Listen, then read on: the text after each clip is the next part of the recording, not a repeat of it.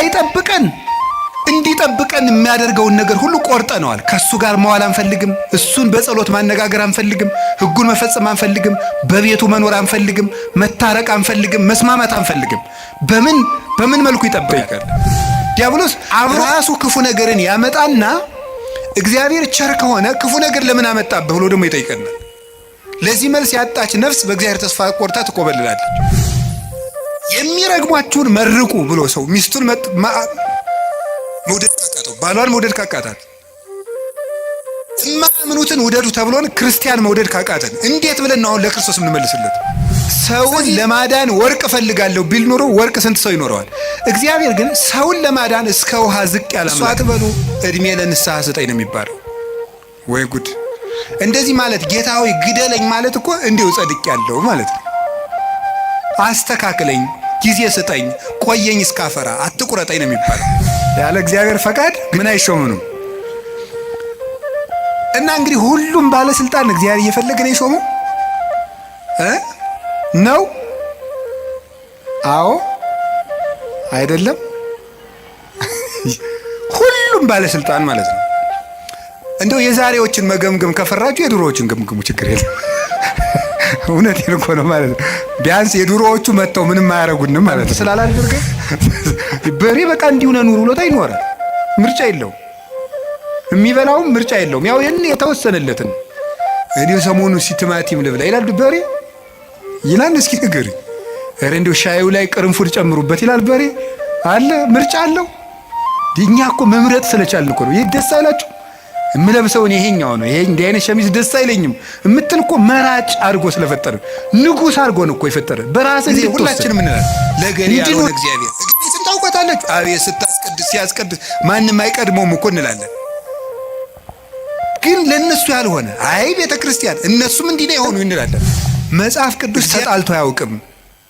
መጽሐፍ ቅዱስ የተጣላ መስሎ የሚታየን እኛ ከመጽሐፍ ቅዱስ ጋር ስለተጣላን ነው ይላል። በገጠር ያሉት ያዝናሉ። የከተማው ሰው እንጃ ያላውቅም፣ ከተማ ስለማልኖር።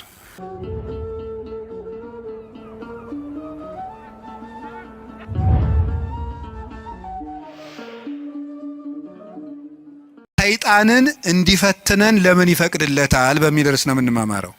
እስኪ በሉ እግዚአብሔር በሉ። ሰይጣንን እንዲፈትነን ለምን ይፈቅድለታል? ድገሙ እስቲ። እግዚአብሔር በሉ። ሰይጣንን እንዲፈትነን ለምን ይፈቅድለታል? ሶስተኛ በሉ። እግዚአብሔር ሰይጣንን እንዲፈትነን ለምን ይፈቅድለታል ነው። እንግዲህ መቼም ትምህርት ስንማር አንዳንድ ጥያቄ መመለስ ነው ዓላማው። ሰይጣን የሚፈጥርብንን ዓላማ መመለስ ነው። እርግጠኛ ነኝ የሁላችሁም ጥያቄ ነው። ነው አይደለም? እስቲ ነው የሚል ነው። እሺ እግዚአብሔር ይስጥልን። የሁላችሁም ጥያቄ ነው። ካልሆነ እንለፈው ርስን። የሁላችሁም ጥያቄ ነው። እሺ በብዙ ሰው የማያምኑ ሰዎችም ይህንን ይጠይቃሉ። እግዚአብሔር መልካም ከሆነ ለምንድን ነው እንደዚህ ያለ ችግር ሲደርስብን ዝም የሚለን? ለምን ዝም ይላል እግዚአብሔር የሚል ነገር አለ። መጽሐፍ ቅዱስንም ስናነብ የሚጋጭ የሚመስል ነገር ብዙ ነገር ታገኛላችሁ። የመጀመሪያው እግዚአብሔር ባህሪው መልካም ነው። ባህሪው መልካም ነው። በሱ ዘንድ ክፉ የለም። አልወ ጽልመት ውስተ መክፈልታቲሁ። በእግዚአብሔር በባህሪው ኃጢአት የለበትም፣ ነውር ነቀፋ የለበትም። እስመ ንጹሕ አጠባያቲሁ ለእግዚአብሔር። የእግዚአብሔር ባህሪ ሁሉ ፍጹም ንጹሕ ነው። እግዚአብሔር ባህሪው ንጹሕ ነው። ፈቃዱ ደግሞ መልካም ነው። ኄር እግዚአብሔር ለእለ ይትዔገሥዎ ወያድኅኖሙ በጊዜ ምንዳቤሆሙ። እግዚአብሔር ለሚታገሱት ሁሉ እግዚአብሔር መልካም ነው፣ በመከራ ቀንም መሸሸጊያ ነው ይላል ትንቢተ ናሆም ምዕራፍ 1 ቁጥር 7 ላይ እግዚአብሔር መልካም ነው፣ በመከራ ቀንም መሸሸጊያ ነው። እግዚአብሔር መልካም ነው፣ በመከራ ቀንም መሸሸጊያ ነው። ወምስካኢነ ውእቱ አምላኩ ለያዕቆብ፣ የያዕቆብ አምላክ መጠጊያችን ነው። ወበይንተዝ ኢንፈርህ ለማድለቅለቀት ምድር ወለመኒ ፈለሱ አድባር ውስተ ልበ ባሕር። ስለዚህ ተራሮች ተነስተው ወደ ባህር ልብ እንኳን ተነስተው ቢገቡ ወይም ቢነቀሉ አንደነግጥም፣ የያዕቆብ አምላክ መጠጊያችን ነውና። ይሄ እግዚአብሔር መልካም እንደሆነ ነው የሚያሳየው። እግዚአብሔር ያበርህ ሊተ ምንትኑ ያፈራህኒ፣ እግዚአብሔር ብርሃኔና መድኃኒቴ ነው፣ የሚያስፈራኝ ምንም የለም። እግዚአብሔር ምእመና ለሕይወቴ፣ እግዚአብሔር የሕይወቴ መታመኛዋ ነው። ምንም የምፈራው ነገር የለም። እመኒ ጸብአኒ ተአይን እይፈራህኒ ልብየ፣ ሰራዊት እንኳን ከቦ ቢወጋኝ እግዚአብሔር መታመኛዬ ነውና አልፈራም ይላል። ስለ እግዚአብሔር ብርሃን ነው፣ እግዚአብሔር መድኃኒት ነው፣ እግዚአብሔር መልካም ነው። እሱ ራሱ ኖራል። አነ ውእቱ ኖላዊ ኄር ዘበአማን፣ እኔ እውነተኛ እረኛ መልካም እረኛ እኔ ነኝ ይላል። በጎ እረኛ እኔ ነኝ። እንኳን በአፋ ሆኖ መጠበቅ ይቅርና ራስን አሳልፎ በመስጠት እንኳን የሚጠብቅ እረኛ ነው እሱ። እግዚአብሔር ንጉሥ ሆኖ መጠበቁ፣ አምላክ ሆኖ መጠበቁ፣ በሰማያዊት መንግስቱ በግርማ መለኮቱ ሆኖ መጠበቁ ድንቅ ነው። ከዚያ ያለፈ ደግሞ የሚደንቀው ራሱን በመስጠት የጠበቀን እረኝነት ግሩም ነው። ለእኛ ራሱን አሳልፎ መስጠቱ። እግዚአብሔር እኔ ቸር እረኛ ነኝ ብሏል። እኔ ቸር እረኛ ነኝ፣ በጎቼም እኔን ያውቁኛል፣ ድምፄንም ይሰማሉ። በእኔ በኩል የሚገባ ይድናል። እኔ የበጎች በር ነኝ። ዘዋን ታቤ ውቱ ይድህን፣ በእኔ በኩል የሚገባ ይድናል። ይበው ወይ ወፅ፣ ይገባል ይወጣል፣ ወይ ረክብ ምርአየ፣ መሰማሪያም ያገኛል ይላል። ስለዚህ በጎቼ እኔን ያውቃሉ፣ እኔም በጎቼን አውቃለሁ። አልቦ ዘየሐይደኒዮን እምዴ፣ በጎቼን ከጄ የሚነጥቃቸውም ከቶ የለም ይላል። እንግዲህ እግዚአብሔር ጠባቂያችን ነው፣ እረኛችን ነው፣ መልካም ነው፣ ቸር ነው።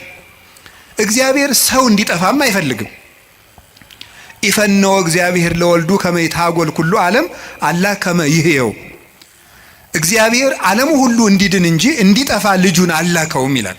እግዚአብሔር ዓለሙ ሁሉ እንዲድን ነው እንጂ እንዲጠፋ አይፈልግም። ቅድምም ብፁዕ አባታችን እንደጠቀሱልን ጢሞቴዎስ ምዕራፍ 2 ቁጥር 1 ላይ ሲናገር ዘይፈቅድ ይሕየው ኩሉ ዓለም ዘአነ ቀዳሚሆሙ ለኃጥአን፣ የኃጥአን መጀመሪያቸው የምሆን እኔንም ጨምሮ ዓለም ሁሉ እንዲድን የሚወድ እግዚአብሔር ይላል ቅዱስ ጳውሎስ።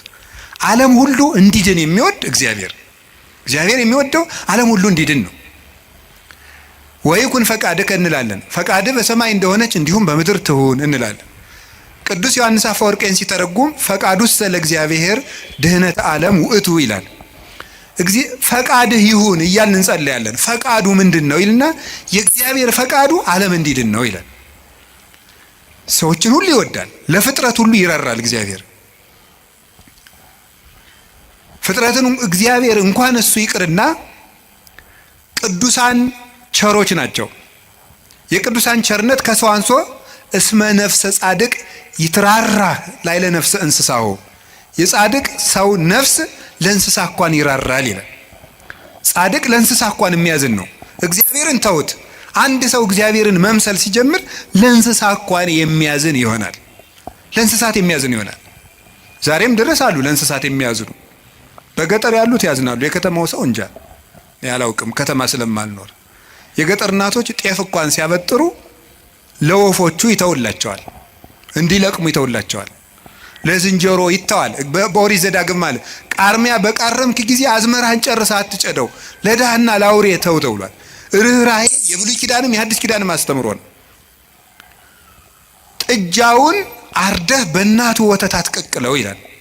የቸርነት ስራ ነው ይሄ። ርኅሩህን ነው። በእናትና በልጅ መካከል ገብተህ ጭካኔን አታድርግ ማለት ነው።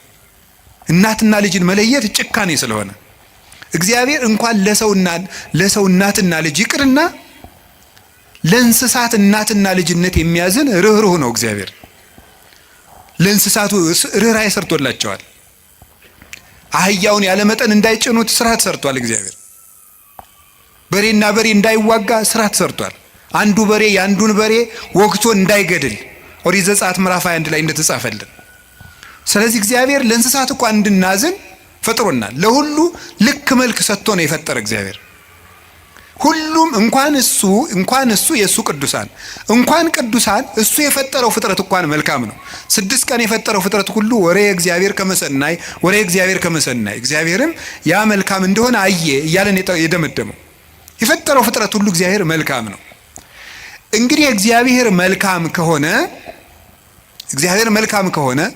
ቸርም ከሆነ እንዳንጠፋም የሚፈልግ ከሆነ እንድንድንም የሚፈልግ ከሆነ ቸርረኛችንም ከሆነ እሱን ከተጠጋን ምንም የሚነጥቀን ከሌለ በሱ ስም እያመንን እሱን ጥግ እያደረግን የሱን ስም እየጠራን እየጸለይን እያስቀደስን በጎ እግዚአብሔር የሲዶ ክፉ ይደርስብናል የሚል ጥያቄ ሁላችንም እንጠይቃለን። ዲያብሎስ ራሱ ክፉ ነገርን ያመጣና እግዚአብሔር ቸር ከሆነ ክፉ ነገር ለምን አመጣብህ ብሎ ደግሞ ይጠይቀናል። ለዚህ መልስ ያጣች ነፍስ በእግዚአብሔር ተስፋ ቆርጣ ትቆበልላለች። ለምንድን ነው እግዚአብሔር የማያዝንልኝ? አንዳንድ ጊዜ ደግሞ እንደውም በተለይ ያሁኑ ትውልድ ምን ብሎ ሊጠይቅ ይችላል? ቆይ እግዚአብሔር በእኔ ስቃይ ደስ ይለዋል ይላል። እግዚአብሔር በእኔ ስቃይ ደስ ይለዋል ወይ? ለምንድን ነው እኛ ስንሰቃይ ዝም የሚለው የሚል ጥያቄ እዚሁ ጋር የሚያያዝ አንድ የመጽሐፍ ቅዱስ ጥቅስ ላንሳላችሁ። አነ ውእቱ ፈጠርኩ ብርሃነ ወገበርኩ ጽልመተ። ብርሃንን የፈጠርኩ እኔ ነኝ፣ ጨለማንም የሰራሁ እኔ ነኝ። አመጽ ሰላመ እፈጥር ሰላመ ወእገብር እኪተ። ሰላምንም አመጣለሁ ክፋትንም እፈጥራለሁ። አነ እግዚአብሔር ፈጠርኩ ዘንተ ኩሎ። እኔ እግዚአብሔር ሁሉንም ይሄንን ፈጠርኩ ይላል ትንቢተ ኢሳይያስ ምዕራፍ 45 ቁጥር 6 ላይ እኔ እግዚአብሔር ሰላምን አመጣለሁ ክፋትን እፈጥራለሁ፣ ብርሃንንም ፈጥሬያለሁ ጨለማንም ፈጥሬያለሁ ይላል። እዚያ ላይ እግዚአብሔር መልካም ነው አለ። አሁን ደግሞ እዚህ ላይ እኔ እግዚአብሔር ክፋትን እፈጥራለሁ ይላል። እግዚአብሔር ክፋትን ይፈጥራል? ምን ትላላችሁ? እንዴ እፈጥራለሁ ያለ እኮ ራሱ ነው። እግዚአብሔር ራሱ ነው እኔ ክፋትን እፈጥራለሁ። እኔ እኮ መጽሐፍ ቅዱስ ላይ ነው የጠቀስኩት። እግዚአብሔር እንደዚህ ብሏል፣ እግዚአብሔር ክፋትን እፈጥራለሁ ብሏል ይላል። ምን ትላላችሁ? እኔ ክፋትን የምፈጥር አምላክ ነኝ ይላል። እኔ ሰላምንም አመጣለሁ ጦርነትን የማመጣው እኔ ነኝ ይላል። ከዚያ መልሶስ ደግሞ ምን ይላል? ደግሞ መልእክተ ያዕቆብ ምዕራፍ 1 ቁጥር 3 ላይ እያሜክር እግዚአብሔር በእኩይ ይላል። እግዚአብሔር በክፉ ማንንም አይፈትንም ይላል። እንዴት ያለ ነገር ነው! እግዚአብሔር በክፉ ማንንም አይፈትንም። ኢሳይያስ ላይ ደግሞ እኔ እግዚአብሔር ክፋትን እፈጥራለሁ።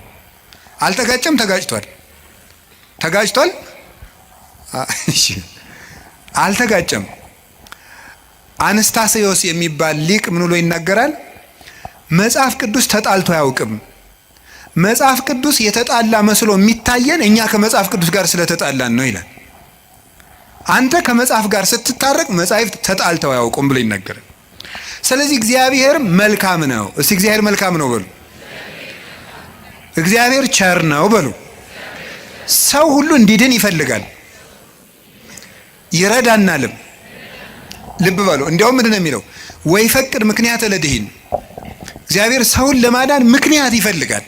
ሰውን ምክንያት ፈልጎ ነው የሚያድን እንጂ ቆይ እስቲ በገሌ በምን ልፍረድበት አይደለም የሚለው። የሚያድን ነገር ከዚህ ሰውዬ ምን ላግኝ፣ እንዲያው ምን አይቼ ልማረው ነው የሚለው እንጂ እግዚአብሔር እንዲያው በገሌ በምን ልፍረድ ይችንም ልመዝግብ አይደለም የሚለው። ኃጢአትን ብትቆጣጠር ኑሮ በፊት ማን ይቆማል ያለ ዳዊት ይሄን ነው። ኃጢአትን ብትቆጥር በአንተ ፊት የሚቆም ማንም አይቆምም። ቸርነትን ነው የሚቆጥር። እግዚአብሔር ሰውን ለማዳን ተግቶ የሚሻ አምላክ መሆኑን የምታዩት ሰውን ለማዳን ወርቅ እፈልጋለሁ ቢል ኑሮ ወርቅ ስንት ሰው ይኖረዋል? እግዚአብሔር ግን ሰውን ለማዳን እስከ ውሃ ዝቅ ያለ አምላክ ነው። ቀዝቃዛ ውሃ የሰጠ ይድናል አለ። ምን ማለት መስላችሁ? እስከ ትንሹ ነገራችሁ ድረስ እናንተን ለማዳን እወርዳለሁ። ውሃ ማንም ሰው ሊያገኘው የሚችለው ነው። ሌላ መንፈሳዊ ትርጉም አለው። ውሃ የሰጠ የተባለ ይላል ቅዱስ ቄርሎስ። ሰው ምንም ነገር ቢሰጥ በእግዚአብሔር ዘንድ ውሃ ነው። አካልህን እንኳን ለእግዚአብሔር ቆራርጠ ለሰማዕትነት አሳልፈ ብትሰጥ ለእግዚአብሔር ግን ውሃ እንደመስጠት ነው። ምክንያቱም ያ አካል የራሱ ነው። እግዚአብሔር ደግሞ ላንተ ያደረገልህ ነገር ያንተ አካል ቢቆራረጥ እንኳን የማይመጥን ነው። ስለዚህ ለእግዚአብሔር ምንም ነገር ብንሰጥ ውሃ ነው። አካል ነው። እንደዚያ ከሆነ እግዚአብሔር እንደዚህ ያለ መልካም አምላክ እንዲህ ያለ መልካም አባት ከሆነ ለኛ የሞት አምላክ አኮ በመላክ ወአኮ በተንባል መልአክ ልኮ አማላጅ ልኮ ሳይታረቀን ራሱ መጥቶ ከታረቀን እስከዚህ ድረስ ሰው የሚወድ አምላክ ከሆነ ለምንድነው እግዚአብሔር ክፉ የሚያመጣብን የሚል ጥያቄ ይኖራል። እግዚአብሔርስ በክፉ ይፈትናል ወይ? መልሱ አይፈትንም ነው። እስኪ አይፈትንም በሉ። እግዚአብሔር በክፉ ይፈትናል አይፈትንም? እግዚአብሔር ክፉ ይፈጥራል አይፈጥርም? እስኪ ነገር ይፈጥራል አይፈጥርም? አይፈጥርም። እግዚአብሔር እንዴ እፈጥራለሁ ብሎ አላልክም ቅድም ልትሉ ትችላላችሁ። እግዚአብሔር ክፉ አይፈጥርም። ታዲያ ምን ማለት ነው? ክፉ ሲመጣ ዝም ይላል ነው። እስኪ በሉ ንገሩ እንጂ ክፉ ሲመጣ እስኪ ለምሳሌ እንዲህ የሚል ነገር አለ። ሮሜ ምዕራፍ 13 ቁጥር 1 ላይ እስመ ይትሰየም መኮንን ዘእንበለ ዘእምኀበ እግዚአብሔር ይላል። ያለ እግዚአብሔር ፈቃድ ባለስልጣን አይሾምም ይላል። በደንብ ስሙ። ያለ እግዚአብሔር ፈቃድ ምን አይሾምም? እና እንግዲህ ሁሉም ባለስልጣን እግዚአብሔር እየፈለገ ነው የሾመው ነው? አዎ አይደለም? ሁሉም ባለስልጣን ማለት ነው። እንደው የዛሬዎችን መገምገም ከፈራችሁ የድሮዎችን ገምግሙ፣ ችግር የለም። እውነቴን እኮ ነው ማለት ነው። ቢያንስ የድሮዎቹ መጥተው ምንም አያረጉንም ማለት ነው። ስለዚህ የድሮዎቹን መገምገም ትችላላችሁ። እና እንደው ሁሉንም እግዚአብሔር እየወደደ የተሾሙ ናቸው። ምን ይመስላችኋል? ይሄ እግዚአብሔር ክፉ ነገር ሲመጣ ይፈቅዳል ነው። እስቲ ይፈቅዳል በሉ። ይፈቅዳል የሚለው ነገር ፈቃድ እግዚአብሔር የሚባለው ሁለት ትርጉም አለው። ፈቃድ እግዚአብሔር የሚባለው አንደኛው ውዴታ ነው። ሁለተኛው ደግሞ ይሁን ማለት ነው። የእንግሊዘኛ ቃላትን ለመጠቀም ይቅርታ አድርጉልኝ፣ ልጠቀም ነው ገና ስለ ቅርብ ለማድረግ ለእናንተ እንዲመቸኝ ነው። የመጀመሪያው ምን ይባላል? ፐርሚሽን ይባላል። እስቲ ፐርሚሽን በሉ እንጂ። ሁለተኛው ዊል ይባላል። እስቲ ዊል በሉ። እሺ ፐርሚሽን ማለት ምን ማለት ነው? እናንተ ኃጢአት ስትሰሩ እኔም ስሰራ እግዚአብሔር ይፈቅድልናል። ምን ማለት ነው ይሄ? ይፈቅድልናል ማለት እግዚአብሔር እኔ ኃጢአት ስሰራ ደስ ይለዋል ማለት ነው። ይሄ ምን ነው የሚባለው? ፐርሚሽን ይባላል። ስራ ከጠቀመህ ስራ ነው። ኃጢአት አይጠቅምህም ብዬ እኔ ነግሬሃለሁ፣ ይጠቅመኛል ካልክ ስራ ብሎ ይተውሃል ማለት ነው። መተው እሱ ፐርሚሽን ይባላል። ያሰናብተናል። ስለ እግዚአብሔር ክፋት እንዲሰራ ያደርጋል ማለት ክፋት እንዲሰራ ሰዎችን ይተዋቸዋል፣ እንዲሰራ ያደርጋል። ዊል የሚባለው ደግሞ ወዶ የሚሰራው ነው። እግዚአብሔር እንድንጸልይ ይፈቅዳል በሉ፣ እንድንጾም፣ እንድንጸድቅ፣ እንድንታረቅ ይሄ ፈቃድ ነው ይባላል። ይሄ ፈቃድ ማለት ነው ውዴታው፣ ወዶ የሚያደርግልን ነገር። ገብቷችኋል? ልዩነቱ ገብቷችኋል? እሺ ይፈቅዳል ማለት የመጀመሪያው ፈቃድ እግዚአብሔር ነው ይላል። ዝም ብሎ ምንድነው ፈቃድ እግዚአብሔር? ያለ ፈቃድ እግዚአብሔር ባለስልጣናት አይሾሙም ማለት ከየት ነው የምታስገቡት? ክፉ ሰዎች ሲሾሙ ምን ይላቸዋል ነው? ዝም ይላቸዋል ነው፣ ይተዋቸዋል ነው እንጂ ሰዎቹን ናማ እናት የተሾምና ሰውን ጨርስልኝ አይላቸውም። እግዚአብሔር እንደዚያ ብሎ ይሾማል ማለት አይደለም። እንደዚያ ሳይሆን የሚያደርገው እግዚአብሔር ክፉዎች ሲሾሙ ዝም ይላል ነው። ለምንድን ነው ዝም የሚለው? እግዚአብሔር ነው ክፉ ነገር ሲመጣ። ስለዚህ ክፋትን እፈጥራለሁ ማለቱ ክፉ ሲመጣ ዝም እላለሁ ነው። ወይም ምን ማለት መሰላችሁ? የእግዚአብሔር እጅ አጥር ነው፣ ጠባቂ ነው፣ ረድኤት ነው። የእግዚአብሔር እጅ በእግዚአብሔር ለመጠበቅ ያልተገባን ሆነን ስንገኝ እግዚአብሔር አጥሩን ያነሳዋል።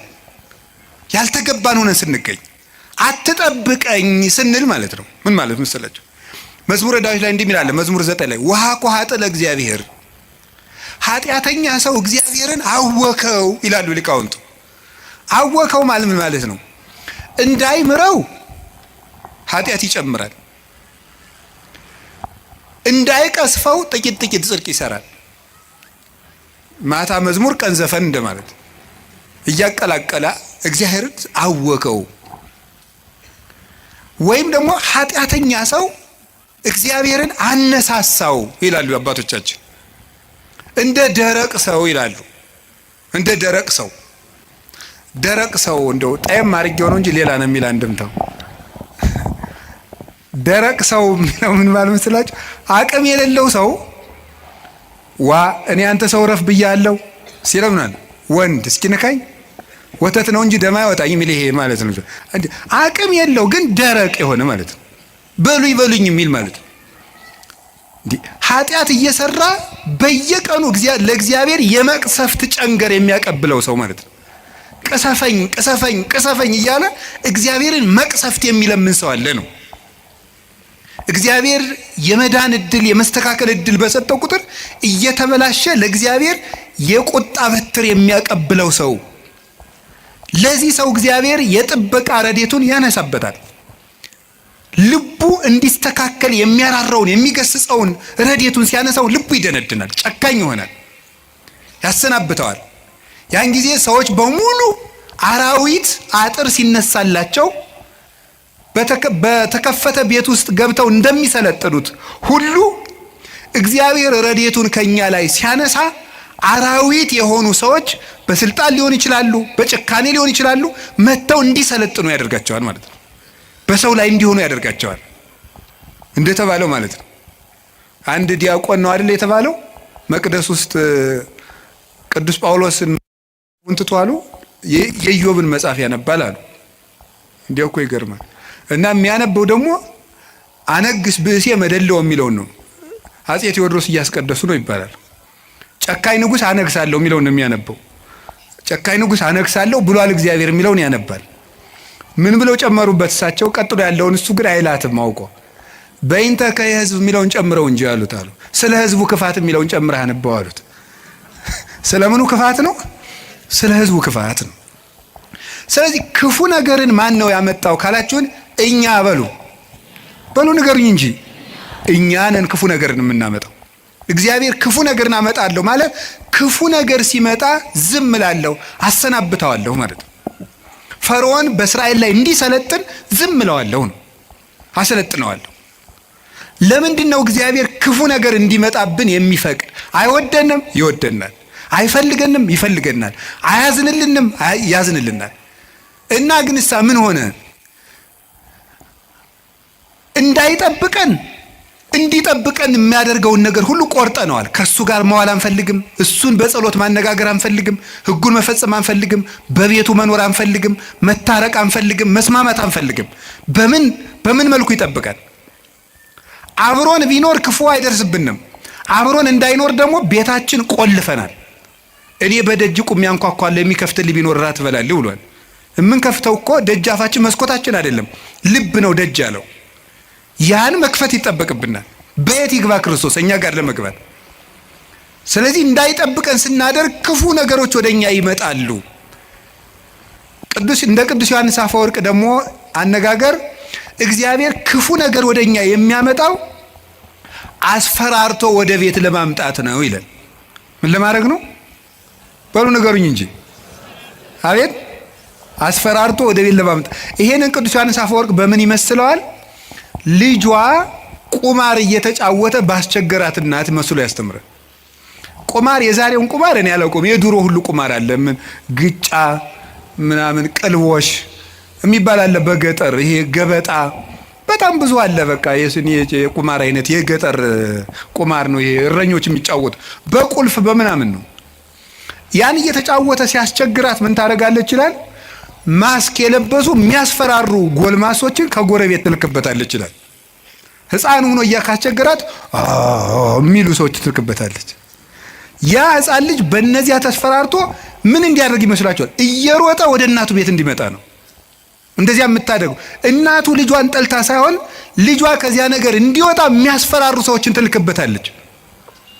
እግዚአብሔር ክፉ ነገሮች ወደኛ ሲመጡ ዝም የሚላቸው ዋናው ምክንያት ምንድነው ሲባል እነዚያ ነገሮች እንኳን ቢሆን አስፈራርተውን ቃለ እግዚአብሔር ስላልመለሰን፣ ምክር ስላልመለሰን፣ ንስሐ አባት ስላልመለሰን፣ መጽሐፍ ስላልመለሰን፣ ስብከት ስላልመለሰን፣ ምንም ነገር ስላልመለሰን ቢያንስ የሚያስፈራሩ ነገሮችን እንኳን መጥተው ወደ ቤቴ ቢመጡ ብሎ ነው። አይታችኋል አይደለም?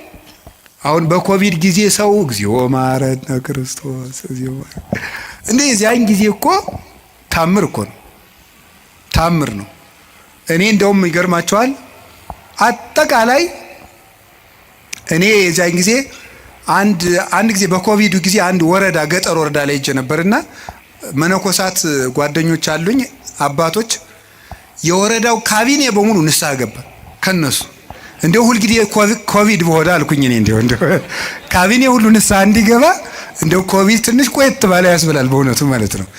አሁን ሰው ይውላችሁ እግዚአብሔር የሚያስፈራሩ ነገሮችን የሚልክብን ለዚህ ነው። አንድ ችግር ሲገጥመን እንሰበሰብ። አምና የነነዌ እንግዲህ ታስታውሳላችሁ አይደል? ሁል ጊዜ እንሰበሰባለን። ችግር ሲመጣ እግዚኦ ማረነ ክርስቶስ እንላለን። እናቲቱ ግን እነዚያን የሚያስፈራሩ ነገሮችን የምትልክ መልሶ ወደ ቁማሩ እንዲሄድ አይደለም፣ ልጇ ከቤቷ ቁም ነገረኛ ሆኖ እንዲቀር ነው። እግዚአብሔር የሚያስፈራሩ ነገሮችን ብቅ የሚያደርጋቸው መከራዎችን እንዲመጡ የሚያደርገው እኛን ስለሚጠላን አይደለም፣ እንዲሰበስበን ነው። እግዚአብሔር ለነነዌ ሰዎች የሚገለብጥ መከራ መጣለው ያላቸው ተመልከቱ። ይሄን የእናትነት ስራ ነው የሰራው እግዚአብሔር። ሊያጠፋቸው ፈልጎ አይደለም፣ አስፈርቶ ወደሱ ማምጣት ነው የፈለገ። ቅዱስ ያሬድ ለዚህ ነው አንተ አቡነ ወአንተ እምነ ያለው። አንተ አባታችን ነህ፣ አንተ እናታችን ነህ።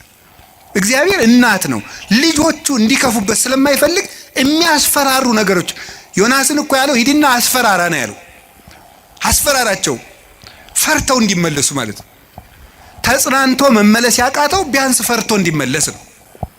ስለዚህ ፈርተው ተመለሱ። እግዚአብሔር ክፉ ነገሮችን የሚልካቸው ወይም ሰይጣን ክፉ ነገሮችን እንዲያመጣ እግዚአብሔር ዝም የሚለው ለምንድን ነው ካላችሁኝ፣ ፈርተን እንድንመለስ ነው። ምን አላችሁኝ? ምን አላችሁኝ? ምን አላችሁኝ?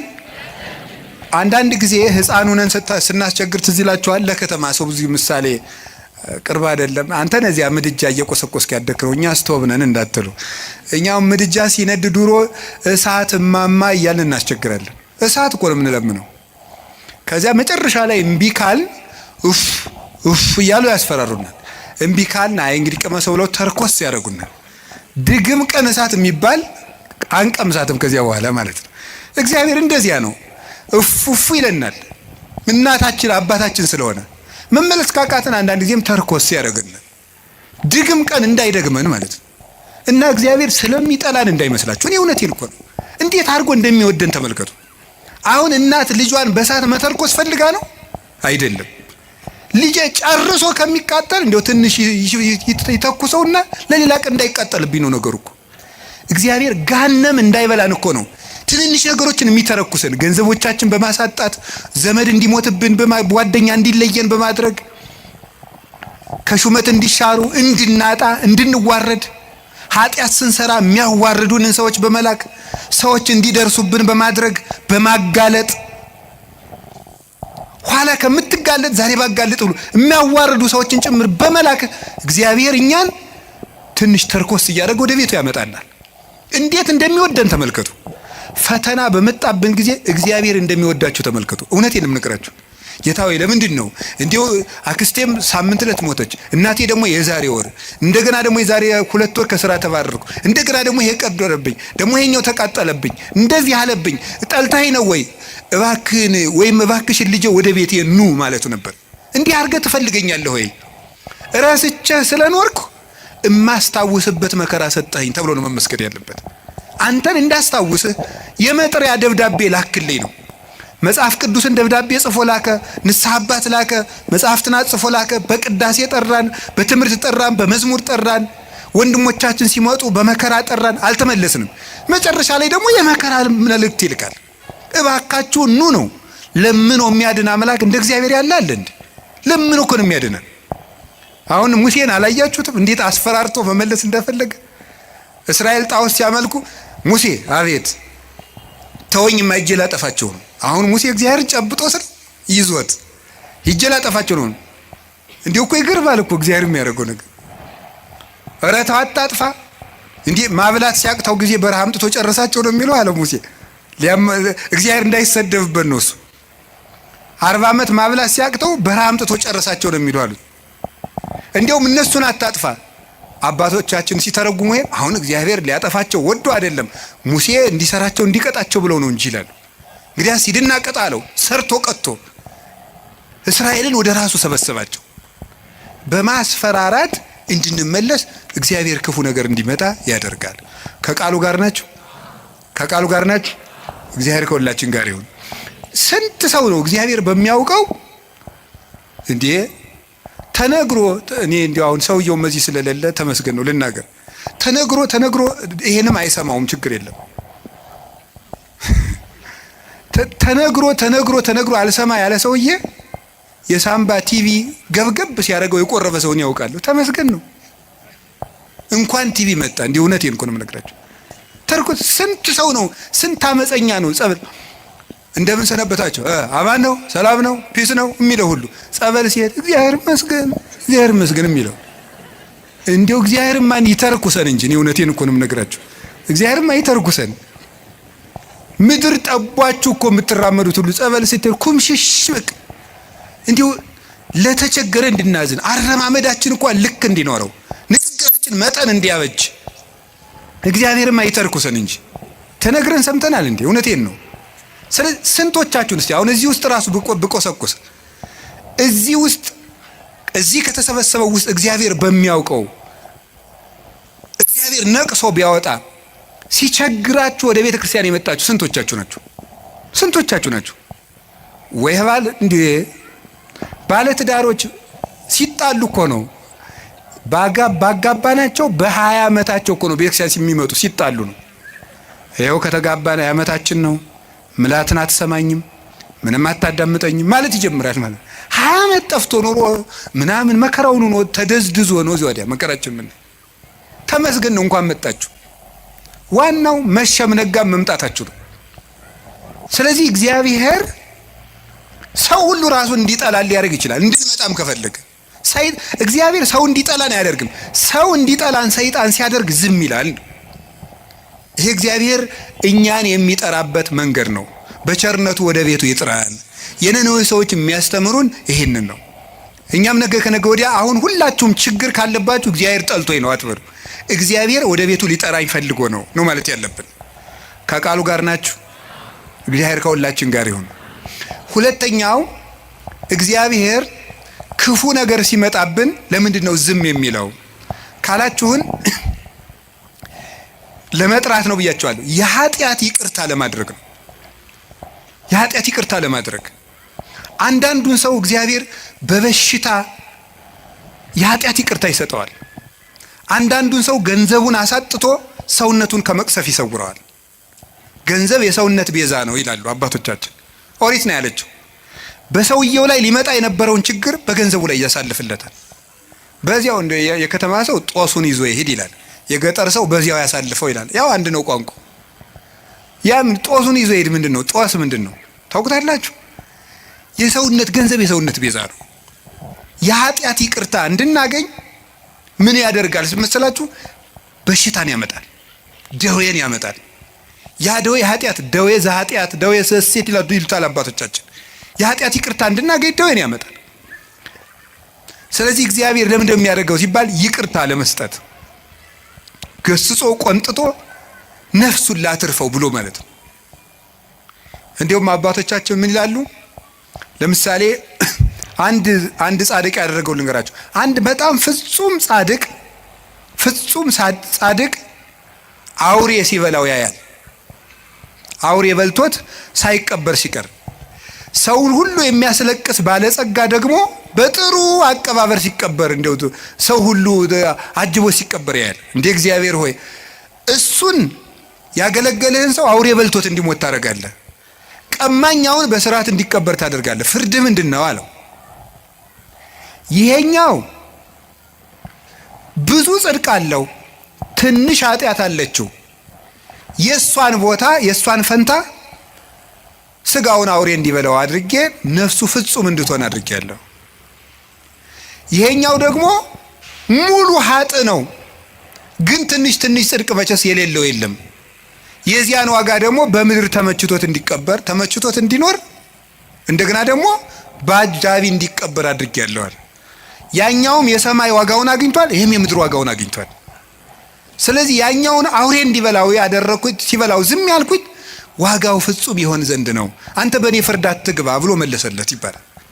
እኔ ሁሉንም አውቃለሁ ይላል። ስለዚህ አንዳንድ ጊዜ ሁላችንም እንላለን ለገሌ ያልሆነ እግዚአብሔር እገሌ ስንታውቀታለች አቤት ስታስቀድስ ሲያስቀድስ ማንም አይቀድመውም እኮ እንላለን። ግን ለነሱ ያልሆነ አይ ቤተ ክርስቲያን እነሱም እንዲህ ነው የሆኑ እንላለን። እግዚአብሔር ግን በኋላ አመጣዋለሁ ይሄንን የሚያደርግበት ምክንያት ለኃጢአታቸው ይቅርታ ለማድረግ ነው። እንደዚህ ስላችሁ ደግሞ ጊዜ እንዲሁ በኃጢአቴ ነው ይሄን የተቀጣው ማለት ደግሞ በራሱ ትዕቢት ነው። ለምን መሰላችሁ? ለኃጢአቴ ይሄ መከራ ይበቃኛል ማለት ራሱ ትዕቢት ነው። በቸርነቱ ይዞኝ ነው እንጂ አባቶቻችን እንደ ቸርነት እንጂ እንደ በደላችን አይሁን የሚለውን ቅዳሴ ላይ ያለውን ቃል ሲተረጉሙ ብዙ ትርጉም ነው ያለው። መከራ የምታመጣብን የቸርነትህን ያህል ነው እንጂ የኃጢአታችን ያህል አምጥታ አታውቅም ይላሉ። የቸርነቱን ያህል እንጂ የኃጢአታችን ያህል መከራ ቢያመጣ በምድር ላይ መቆም የሚችል ሰው የለም። ስለዚህ እግዚአብሔር ለምንድን ነው ይሄን የሚያደርገው ሲባል ይቅርታ ሊሰጠን ነው። ከቃሉ ጋር ናችሁ? ከቃሉ ጋር ናችሁ? እግዚአብሔር ከሁላችን ጋር ይሁን። ሶስተኛው እግዚአብሔር ለምንድን ነው ክፉ ነገር እንዲመጣ የሚያደርገው ወይም ክፉ ሲመጣ ለምን ዝም ይላል ነው። ይሄን የሚያደርግበት ምክንያት ቆይቶ ለማያፈራ ሰው መቅሰፍት ይሰጠዋል። ለምሳሌ ምን ማለት መሰላችሁ? ይሄ ሁለት አይነት ነው። አንደኛ ለምሳሌ እግዚአብሔር ሕፃናት እንዲሞቱ ለምንድን ነው የሚያደርገው? በመጽሐፍ የተጻፈውን ልንገራችሁ፣ ቀሪውን ራሱ ያውቃል። እግዚአብሔር ሕፃናት ሁላችንም ጠይቃለን። እሺ እኛስ በኃጢአታችን ለምንድን ነው ሕፃናት የሚቀሰፉት እንላለን። ያን የሚያደርግበት ምክንያት ማለት ነው ምንድነው? መጨረሻቸው መልካም እንደሆኑ የሚያውቃቸውን ሕፃናት መጨረሻቸው መልካም እንደሆኑ ያወቃቸውን ሕፃናት ከክፉ ዘመን ሳይጨምራቸው በጊዜ ይወስዳቸዋል። ይሄ የራሱ አሰራር ነው። እስከ መጨረሻቸው ቅን እንደሚሆኑ ያወቃቸውን እነዚህ መጨረሻቸው መልካም ነው ብሎ እንደ ምርጥ ዘር ይወስዳቸዋል። ሰብአ ሰገል ላይ ክርስቶስ ሲሰደድ ለምንድን ነው ሕፃናት እንዲጨፈጨፉ ያለውን አባቶቻችን ሲተረጉሙ አንደኛ ከመከራው ሲያሳትፋቸው ነው። በኋላ እናመጣዋለን። የመጀመሪያው ግን አንዱ ምንድን ነው? እነዚህ ሕፃናት በጣም ቅኖች ናቸውና እስከ መጨረሻው አይቶ ሩጫቸውን ባወቀ ገንዘብ ቆይተው ከክፉ አይሁዶች ጋር እንዳይጨመሩ በጊዜ ወሰዳቸው ብለው ይተረጉማሉ አባቶቻችን። ስለዚህ ቆይቶ የሚከፋ ከሆነ ከነ መልካምነቱ በጊዜ ይወስደዋል። አንዱ እሱ ነው። መልካምን ሰው ቆይቶ እንዳይበላሽ ይወስደዋል ከቅንነቱ አንጻር። ሁለተኛ ደግሞ ቢቆይም በመቆየቱ ራሱም ከመጎዳት ሰውም ከመጉዳት በቀር መልካም ነገር የማያደርገውን ደግሞ በጊዜ ያነሳዋል። ይህንም ደግሞ ይቀስፈዋል። መቆየቱ የማይጠቅመው አለ። ደግሞ እንደዚህ ስላችሁ ጊዜ እንደው ጌታ ሆይ እኔ መቆየቴ አይጠቅመኝ ዛሬ አንሳኝ እንዳትሉ። እንደው እኮ ሰው እኮ የሰው ነገር መቼም ሰው የሚነግሩትን ትቶ ያልነገሩትን ነው የሚይዝ። እንደሱ እያልኩኝ አይደለም። እንደሱ አትበሉ እድሜ ለንስሐ ስጠኝ ነው የሚባለው። ወይ ጉድ! እንደዚህ ማለት ጌታ ሆይ ግደለኝ ማለት እኮ እንዲሁ ጸድቅ ያለው ማለት ነው። አስተካክለኝ፣ ጊዜ ስጠኝ፣ ቆየኝ እስካፈራ አትቁረጠኝ ነው የሚባለው። ግደለኝ ማለት አይቻልም። እንደ ቅዱስ ጳውሎስ ያለ ሰው ነው ወደ ክርስቶስ ልሄድ እናፍቃለሁ ማለት የሚችል። ስለዚህ እግዚአብሔር ቆይቶ ለምንድን ነው እንደው እገሌ ለምን ተቀሰፈ እገሌ ምንም እንዲህ አለ የማይቆየውን ሰው እንደውም ቆይቶ ቢያንስ እንኳን በቅዱሳን ምልጃ እንኳን ትንሽ ምሕረት እንዳያገኝ የእግዚአብሔርን ቸርነት ጨርሶ ተቃውሞ ከምሕረት በር ውጪ በር እንዳይዘጋበት የሚያስምር ነገር ሳለው እንኳን እንደው ትንሽ ይወስደዋል። እንደገና ደግሞ ስለ ፍትህም ይወስደዋል። በመቆየቱ ሰዎች ብዙ የሚጎዱ ከሆነ ስለ ፍትህ ይነቅለዋል። ያንን እንደ ፈርዖን ያለውን ፍትሁን ያሳየዋል። እግዚአብሔር ምሕረቱን ላልተጠቀመ ሰው ፍትህ ይሰጠዋል፣ ፈታሂነትም ስላለው። ከዚህ የተነሳ ፈርዖንን አነሳው። እንዲያውም አባቶቻችን ምን ይላሉ? ፈርዖንን በባህር ውስጥ የጣለ በሉ እስቲ ምሕረቱ ለዘላለም ነውና በሉ እስቲ። እንዴት ነው ይሄ ነገር? ፈርዖንን በባህር ውስጥ የጣለ ይሄ ነገር አይጋጭም? ፈርዖንን በባህር ጥሏል ብሎ ሲያበቃ ከዛ ምሕረቱ ለምንድን ነው? እንዴት ያለ ምሕረት የዘላለም ምሕረት ነው አይመስላችሁም? ጥያቄ ሆነባቸው ያውቀው ምን ማለት ነው? ፈርዖን ቢቆይ ኑሮ ለአንተኛው ደግሞ በእግዚአብሔር ከዚያ የባሰ የሚያስመጣበትን ነገር ይሰራል እና እንዲያው ባህር ውስጥ መክተቱ ምሮት ነው ይላል። ቸር ስለሆነ ነው እንኳን ከተተው ባህር ውስጥ ማለት ነው። ከዚያ የባሰ ምን ሊመጣበት ኑሯል ብትሉኝ እግዚአብሔር ያውቃል፣ እኔ አላውቅም። እግዚአብሔር የባሰ ነገር እንዳንገባ እንዲያው ወደ አንዱ ጉድጓድም ቢሆን ተገፍተን እንድንገባ ያደርጋል እግዚአብሔር። ስለዚህ ለፈርዖንም ቸር ነው ማለት ነው እግዚአብሔር። እስቲ እግዚአብሔር በሉ።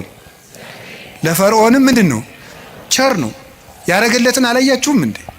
አድርጎለታል እኮ በአንበጣ እየቀጣ፣ በዝንብ እየቀጣ፣ በውሃ እየቀጣ፣ በጓጉንቸር እየቀጣ፣ በልጅ ሞት እየቀጣ አሳይ፣ በከብት ሞት እየቀጣ፣ በረዶ በደረቅ በጋ እያወረደ ከሳት ጋር አሳየው። 10 ቸርነት እኮ ነው ያደረገልን። 10 ቸርነት አድርጎ እግዚአብሔር አንድ መቅሰፍት ነው ያመጣ። እሱም ቸርነት ነው ሊቃውንቱ ያሉት። እሱም ቸርነት ነው። ፈርዖን መቆየቱ የባሰ ከእግዚአብሔር ጋር እየታገለ እንዳይማር ይሆናል ይሉ የለ አባቶቻችን። እግዚአብሔር አዳምን እንዲያው ገነት ውስጥ እንዲያው ቢተወው ኖሮ ይላሉ አባቶቻችን ብለን ብንጠይቅ ሲመልሱ እግዚአብሔር እንዲያው አዳምን ይወደዋል እንዲያው ቢተወው ኑሮ ገነት ውስጥ እንዲያው ባያስወጣው መልሱ ምን የሚሉት አበው ሲናገሩ አዳም ገነት ውስጥ ቢቆይ ኑሮ አይ እግዚአብሔር እኮ እኔን ከገነት እኮ ያላስወጣኝ ከኔ የበለጠ ፍጥረት ስለማያገኝ ስለሚወደኝ ነው። አያገኝማ ከኔ የተሻለ እንዴት ያስወጣኛል ብሎ የባሰ እግዚአብሔር እንዳይምረው ይሆን ነበር ነው። እንዳይምረው ይሆን ነበር።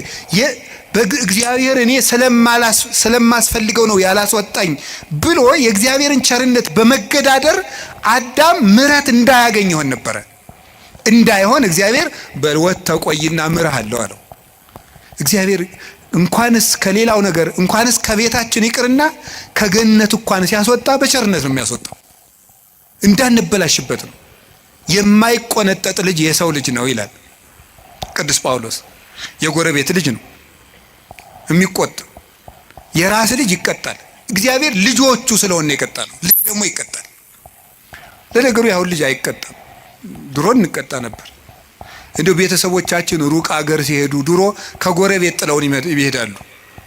ከጎረቤት ንሱ ልጄን አቆዩ ተብለን ከዚያ በኋላ የሆነ ነገር ከተቆጡን ሄደን ከተዘጋው ከእናት አባታችን ቤት ቁጭ እንላለን። እነዚያ ጎረቤቶች ምን እንደሚሉ ታውቃላችሁ? የሰው ልጅ መሆንህን ለማሳወቅ ነው አይደል እዚህ ሄድከው፣ ልጅ ብትወድ ኑሮ አትሄድም ነበር ይላሉ።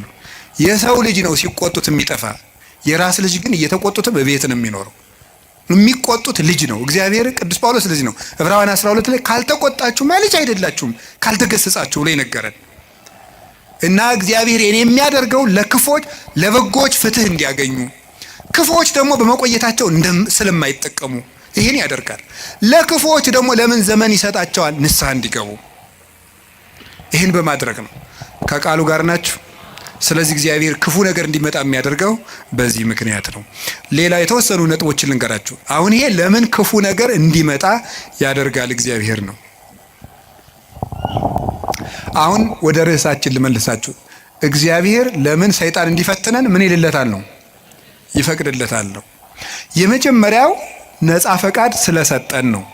እስቲ ነፃ ፈቃድ ስለሰጠን በሉ። ምን ነፃ ፈቃድ ስለሰጠን ወይም ሰው ስለሆን ነው እንድንፈተን የፈቀደው እግዚአብሔር። ሰይጣን እንዲፈትነን ለምን ይፈቅዳል ሲባል ሰው ስለሆን። ይሄ ማለት ምን ማለት እንደሆነ ታውቃላችሁ? እግዚአብሔርን ስለምንመስል ነው። ኦሪት ዘፍጥረት ምዕራፍ 1 ቁጥር 26 ላይ እንደተጻፈው እግዚአብሔር እኛን የፈጠረን በአርአያውና በመልኩ ነው። በአርአያውና በመልኩ ነው። በአርአያውና በመልኩ ማለት ራሱን የቻለ ብዙ ነገር ነው ያለው። በመልኩ ፈጠረን ከምንልባቸው መንገዶች አንዱ ምንድነው ይመስላችኋል? በአርአያ በምሳሌ ፈጠረ አንዱ እግዚአብሔር የወደደውን ለማድረግ አስገዳጅ የሌለው ነው። እግዚ ዘይግዕዝዎ ነው። ነፃ የማያወጡት ንጉስ ነው። ገዥ የለበትም፣ አስገዳጅ የለበትም። እግዚአብሔር የፈቀደውን ሲሰራ አስገዳጅ እንደሌለበት የሰው ልጅም የፈቀደውን እንዲሰራ አስገዳጅ ሊኖርበት አይገባም። መምረጥ አለበት። ለምን? እግዚአብሔርን መምሰል የሚችል መምሰል የተሰጠው ምርጫ ያለው ውድ ፍጡር ነው። ትልቅ ፍጡር ነው። አንዱ ትልቅነታችን መምረጥ መቻላችን ነው። መምረጥ ካልቻልን እንስሳ ነን ማለት ነው። አውሬ ነን፣ ድንጋይ ነን ማለት ነው። ወይም እንጨት ነን፣ ወይም ይሄ ጠፈር ነን፣ ወይም ፀሐይ ነን። ፀሐይ ምርጫ የላትም። ጨረቃ ምርጫ የላትም። ከዋክብት ምርጫ የላቸውም። እጽዋት ምርጫ የላቸውም። አንበሳ፣ ዘንዶ፣ አውሬ፣ በግ፣ ከብት ምርጫ የላቸውም። ሰው ምርጫ ያለው ትልቅ ፍጡር ነው። በምርጫችንም እግዚአብሔርን እንመስላለን። ስለዚህ ክፉ ነገር እንዲመጣ ያደረገው መምረጥ የምትችል ልዩ ፍጡር ነህ፣ የመምረጥ ችሎታ ሰጥቻለሁ ነው። ያንን ለማክበር ነው። ወረሳ ያላቲ ከመትግበር ፈቃዳ እንዘ አልቦ ዘይሄይላ ማንም ሳያስገድዳት ነፍስን የወደደችውን እንድትሰራ ስልጣን ሰጣት ይላል መቅደመ ወንጌል ላይ። የሰው ነፍስ ማንም ሳያስገድዳት የፈለገችውን እንድትሰራ ምርጫ ሰጥቷታል። ስለዚህ እግዚአብሔር እኛ እኮ ምርጫ መስጠቱ እሱንም እንድንመርጥ፣ ክፋትንም እንድንመርጥ፣ በጎንም እንድንመርጥ፣ መወሰን እንድንችል ውሳኔ የመወሰን ስልጣን የተሰጠን ልዩ ፍጡሮች መሆናችንን ለማመልከት ፈቃዳችንን ለማክበር ስልጣን ለመስጠት ክፉም እንዲመጣ ወደኛ ፈቀደ፣ በጎም ወደኛ እንዲመጣ ፈቀደ ማለት ነው። እንዲህ ይላል ኦሪት ዘዳግም ምዕራፍ 30 ቁጥር 19 ላይ አሰም ለከ ሰማየ ወምድረ ወእሰሚ በቅድሜከ ሕይወተ ወሞተ በረከተ ወመርገመ ህረያ ለሕይወት ከመትሄው አንተይ ወዘርእከ እኔ በፊትህ ሕይወትንና ሞትን በረከትና መርገምን በፊትህ አስቀምጫለሁ። ሰማይና ምድርን ዳኛ ምስክር አደርግብሃለሁ። ሞትን ትተህ ሕይወትን፣ መርገምን ትተህ በረከትን ምረጥ። የመረጥክ እንደሆነ አንተም ዘርህም በሕይወት ትኖራለህ ይላል። ሞትና ሕይወትን በፊትህ አስቀምጫለሁ፣ በረከትና መርገምን በፊትህ አስቀምጫለሁ። መርገምን ትተህ በረከትን ምረጥ፣ ሞትን ትተህ ሕይወትን ምረጥ። እንዲህ ካደረክ በሕይወት ትኖራለህ። እግዚአብሔር ይህን ስልጣን ሰጥቶናል። የመምረጥ ስልጣን የሰጠን ፈቃድ ሰጥቶናል። ክርስቲያኖች በየቀኑ ዲያብሎስን ለማሸነፍ ምንድነው ማድረግ ያለባቸው ሲባል ጠንቅቆ መምረጥ መቻል ነው። ሲጠንቅቆ መምረጥ መቻል በሉ። ማመስገንና እርግማን፣ ሌብነትና ምጽዋት፣ ትዕቢትና ትህትና፣ ቂምና ይቅርታ በየቀኑ ምርጫ ነው። ክርስትና በየቀኑ እየመረጡ መኖር ነው። መልካሙን እየመረጡ መኖር ነው። ስለዚህ ሰይጣን ለምንድነው የሚፈትነን ካላችሁ፣ ወይም ደግሞ ለምንድነው በሰይጣን እየተሸነፍን ያለን ካላችሁኝ፣ ምርጫችንን መወሰን ስላልቻልን ነው። እግዚአብሔር ለምንድነው ሰይጣን የሚፈትነን ከሆነ በእኛ የሚፈርድብን ለምንድነው ከተባለ መርጠን የምንገዛኛ ነን እንጂ እስቲ በሞቴ አንተ ና አፍንጫህን ብዬ ሳልጥልህ ና ሲጋራ ጭስ። እስቲ ሰይጣን እንደዚህ ያለው ሰው አለ? አንተ ጆሮን ሳልልህ ና ስከር ያላችሁ አለ? ሰይጣን ተገልጦ አንተ በሰይፍ ሳልልህ ና ዘሙት ያለው ሰው አለ? የለም። ወደን መርጠን ነው። ሰይጣን ነው እንጂ እንደሚያደርገኝ ሰይጣን አይደለም። ራሳችንን ምርጫችን ነው። ሰይጣን አቅራቢ ነው፣ እኛ መራጮች ነን። እግዚአብሔር ደግሞ እንድንመርጥ ያደረገን ክብር ሰጥቶን ነው። እስቲ መርጣችሁ ኑሩ። ሰምታችኋል አይደለም? እንዲሁ ዝም ብሎ እግዚአብሔር ዝም ብሎ እንደ ራሳችን ኮምፒውተር እና ስልክ ዝም ብሎ በፓስወርድ የሚዘጋን የሚቆልፈን ሳይሆን ራስህን መዝጋት መክፈት የምትችል ነህ። ልዩ ፍጡር አድርጌሃለሁ። የምትወስንበት ችሎታ፣ እውቀት ሰጥቼ፣ ህሊና ሰጥቼ፣ የሚከስ እዚህ ውስጥ ደግሞ የሚያስታውስ ሬ ነገር ክፉ ነው እምቢል ሰጥቻለሁ። ምረጥ ነው። ታዲያ እንድንመርጥ አድርጎ ስለፈጠረን መልኩን ስለሰጠን ልናከብረው አይገባም እንዴ? እንዲሁ ዝም ብሎ እንደ በሬ ፕሮግራም ስላላደረገን በሬ በቃ እንዲሁ ነው ኑሩ ብሎታ ይኖራል። ምርጫ የለውም። የሚበላውም ምርጫ የለውም። ያው ይሄን የተወሰነለትን እንዲሁ ሰሞኑ ቲማቲም ልብላ ይላል በሬ ይላል። እስኪ ንገሪኝ። ኧረ እንዲሁ ሻዩ ላይ ቅርንፉድ ጨምሩበት ይላል በሬ አለ? ምርጫ አለው? እኛ እኮ መምረጥ ስለቻልን እኮ ነው። ይሄ ደስ አይላችሁ? የምለብሰውን ይሄኛው ነው፣ ይሄ እንዲህ አይነት ሸሚዝ ደስ አይለኝም የምትል እኮ መራጭ አድርጎ ስለፈጠረ፣ ንጉሥ አድርጎ ነው እኮ የፈጠረ። በራስ እንድትወስን እንድንወስን አድርጎ አንግሶ ነው የፈጠረን። ሰብሰን ዘንጉሥ ውእቱ እያይመረ ሰው ንጉሥ ነበር አላወቀም ነው። ማንም ሳይወስንበት የሰው ልጅ ሕይወቱን እንዲወስን እግዚአብሔር ስልጣን ሰጥቶታል። የመለኮት ተሳታፊ ነው። ሱታፊ አምላክ አለው። እግዚአብሔርን ይመስላል። እግዚአብሔር ሳያስገድደው በከመ ፈቀደ ይገብር ወበከመ ሀሌ ይፈጽም አልቦ ዘይብሎ ምን ተገበርከ ዘንተ አይሰምከው ዘንተ አሰነይከ። እግዚአብሔር እንደወደደ እንዲወስን ሰው እንደወደደ እንዲወስን ፈጥሮታል። ከቃሉ ጋር ናችሁ? ከቃሉ ጋር ናችሁ?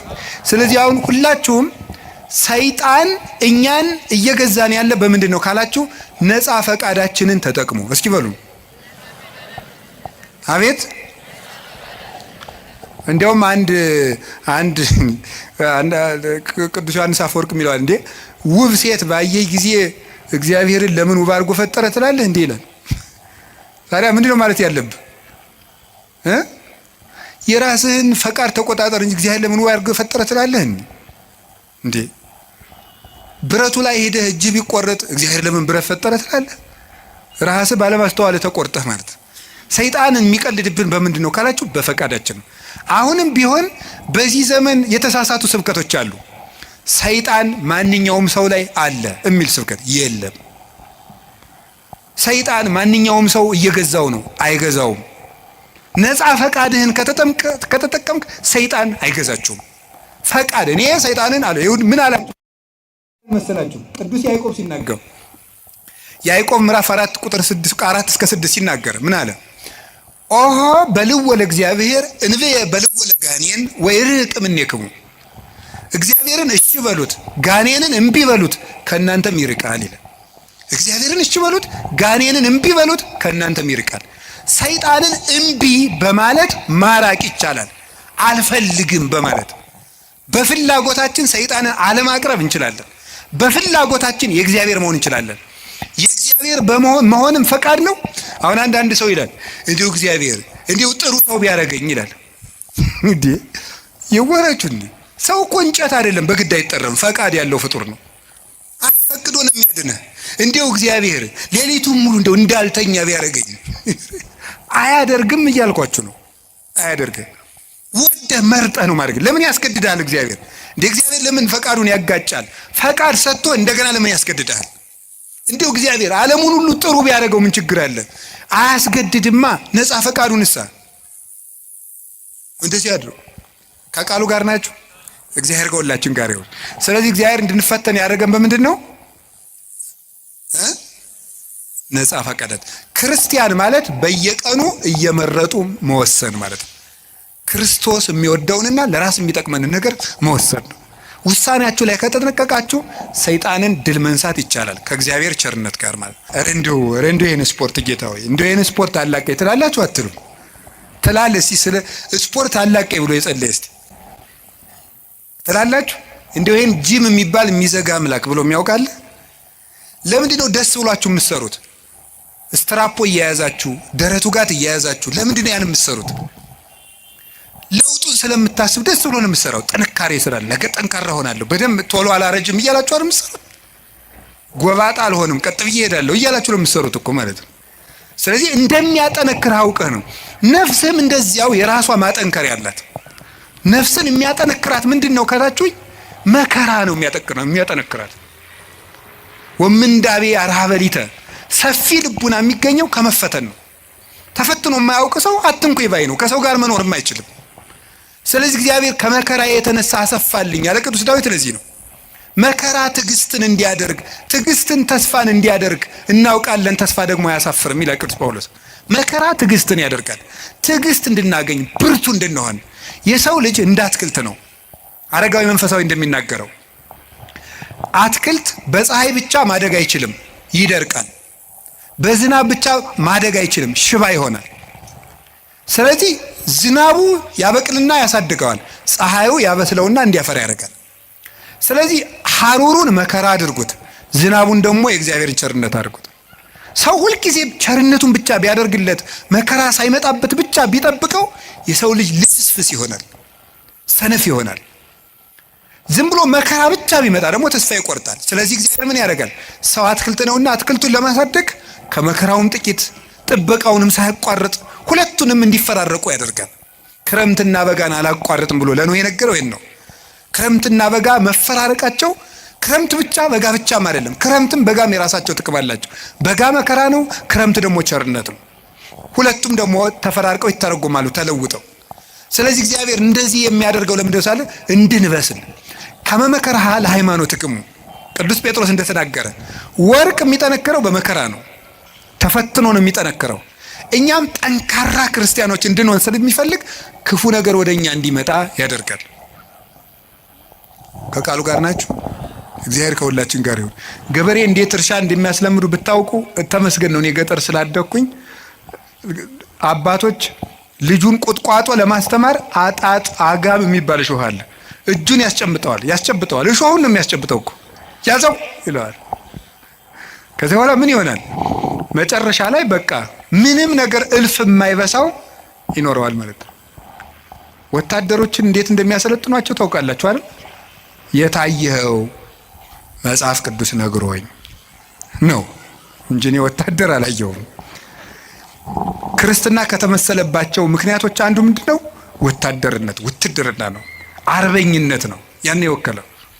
ስለዚህ ለፍቶ ውሃ ጥሙን ችሎ ሩጦ ተሸክሞ እየሮጠ ተራራ እየወጣ ቁልቁለት እየወረደ በበረዶ እየረጠ በፀሐዩ እየሮጠ ነው የሚለምደው። ለምንድነው ሲባል ጠንካራ ድል የማይነሳ እንዲሆን ነው። እስመ ይኮነ ቀትልነ እምኀበ ሥጋ ወደም፣ ውጊያችን ከስጋና ከደም ጋር አይደለም። አላ ምስለ መኳንንት ርኩሳት እለ ይኮንንዎ ለጽልመት፣ ጨለማውን ከሚገዙት ከአጋንንት ጋር ነው ውጊያችን። ለስጋዊ ውጊያ ስጋዊ ብርታት እንደሚያስፈልገው ለመንፈሳዊ ውጊያ መንፈሳዊ ብርታት ያስፈልገዋል። እግዚአብሔር ለምንድን ነው ፈተና እንዲመጣ የሚያሰርገው ካላችሁኝ ሊያጠነክረን ስለሚፈልግ ነው። ወርቅ በእሳት ተፈትኖ እንደሚጠራ በመከራችሁ የተፈተነ ሃይማኖታችሁ ጌታችን መድኃኒታችን ኢየሱስ ክርስቶስ በመጣ ጊዜ በክብርና በምስጋና እንድትገለጡ ያደርጋችኋል ይላል። እስመ መከራሃ ለሃይማኖትክሙ ትትረከቡ ሀለወክሙ በስብሐት ወበውዳሴ አመ ያስተርኢ እግዚእነ ኢየሱስ ክርስቶስ ከመ ወርቅ ንጹሕ ዘይትበደር ሳመከርዎ በእሳት። በእሳት እንደተፈተነ ወርቅ ንጹሕ፣ በእሳት ተፈትኖ ንጹሕ የሆነ ወርቅ የተፈተነው እምነታችሁ ጌታችን ኢየሱስ ክርስቶስ በመጣ ጊዜ በክብር እንድትገለጡ ያደርጋችኋል ይላል። ስለዚህ ለምንድን ነው እንድንፈተን ያደርጋችኋል? እንድንጠነክር ነው። ከቃሉ ጋር ናችሁ? እግዚአብሔር ከሁላችን ጋር ይሁን። እግዚአብሔር ጠንካራ ያደርገን። መከራ ጥንካሬ ትዕግስት ይሰጣል። ትዕግስት ተስፋ ይሰጣል። ተስፋ ደግሞ አያሳፍርም። ተስፋም ክርስቶስ ነው። ሶስተኛ 5 ናቸው። ከዚያ ጨርሳለሁ። ሶስተኛ ለምንድን ነው ጌታ በሰይጣን እንድንፈተን ወይም ሰይጣን እንዲፈትነን የሚፈቅድለት ለምንድን ነው ስትሉም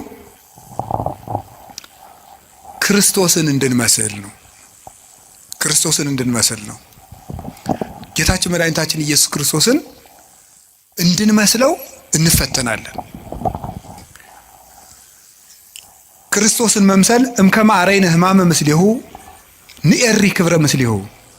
ከሱ ጋር መከራ ከተቀበል፣ ከሱ ጋር ከሞትን፣ በመከራ ከተባበርን ከሱ ጋር እንነሳለን ይላል።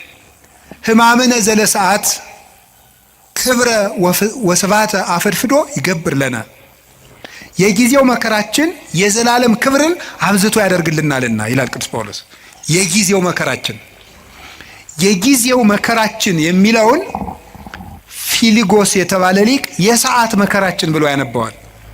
ለምን ነው ቅዱስ ጳውሎስ ስለ ክርስቶስ የምንቀበለው መከራ የሰዓት ያለው?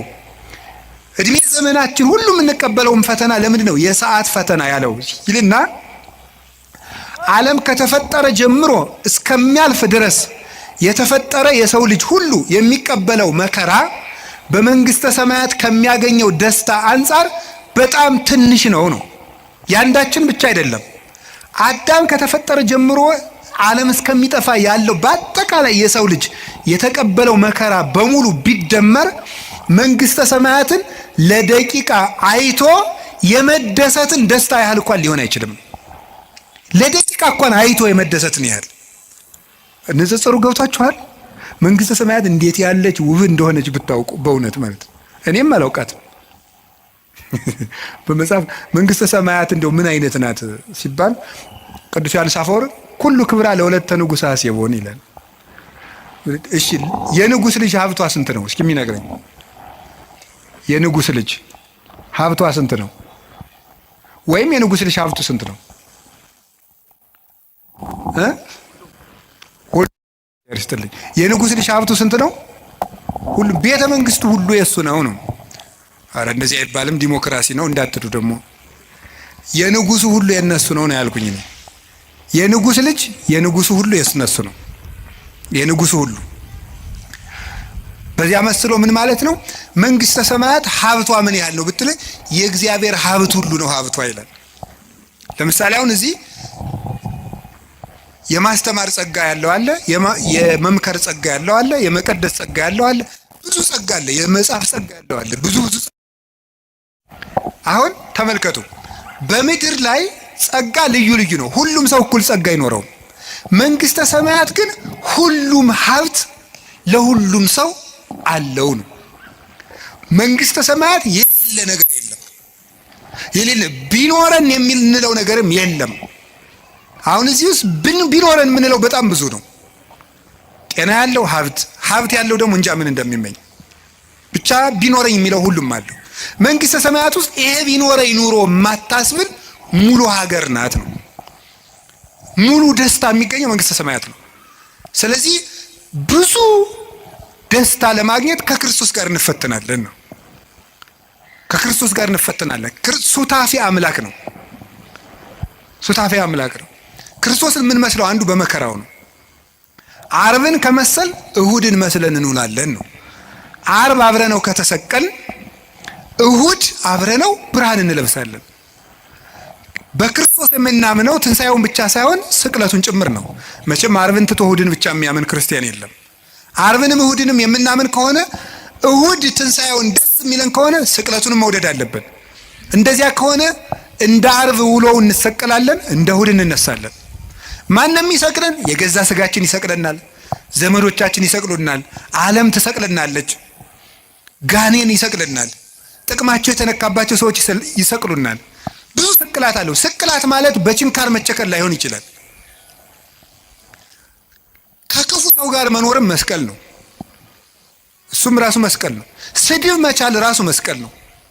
ለምንድን ነው እንደው የሚጨቀጭቀኝን እገሬን የማያላቅቀኝ ከዚህ ጨቅጫቃ ጋር ምንድን ነው እግዚአብሔር ለምን የማያላቅቀኝ? መስቀል ነው። ዓርብን ለምን ትጠላለህ? መስቀል ነው። እንዲሁም ማሪሳቅ ምንድን ነው የሚናገረው? ከባልንጀራው ስድብን የሚናገር ሰው የክርስቶስን መስቀል በዕለተ ዓርብ ተገኝቶ እንደተሸከመ ይቆጠርለታል ነው።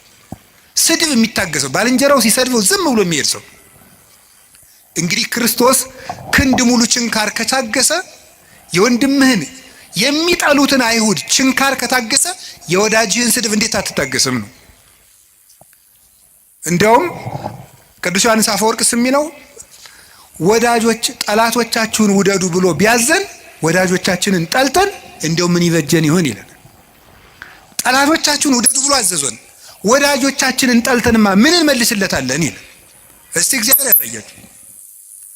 የሚረግሟችሁን መርቁ ብሎ ሰው ሚስቱን መውደድ ካቃተው፣ ባሏን መውደድ ካቃታት፣ እማምኑትን ውደዱ ተብሎን ክርስቲያን መውደድ ካቃተን እንዴት ብለን ነው አሁን ለክርስቶስ የምንመልስለት? ስለዚህ መስቀል መውደድ ማለት ተከብረን፣ ሰው አይንካን፣ ማንም አይናገረን፣ ተደምጠን እንኑር፣ አንቆንጠጥ። እንዴ አንድ ባይታው ያሉ ነው የተባለው አባ ቤት እንደው ጸልዩልኝ። ምን ብዬ ልጸልይልህ? እንደው ቢናገሯት መሬት የሆነች እሺ፣ ምንም በቃ እንደው ጥበበኛ የሆነች እሺ፣ ሰርታ የማትታክት እሺ፣ ያዘዟትን የምትሰራ እሺ፣ አንድ ነገር የማትቀየም እሺ፣ ንግግሯ ለስላሳ እሺ፣ መልኳ የቀረሽ የማትባል ሚስት ስጠኝ ብለው ይጸልዩልኝ። እንዴ እንደዚህ ያሉ ሰዎች ቢኖሩ እኛ ስንመነኩስ ነበር አሉት አሉ።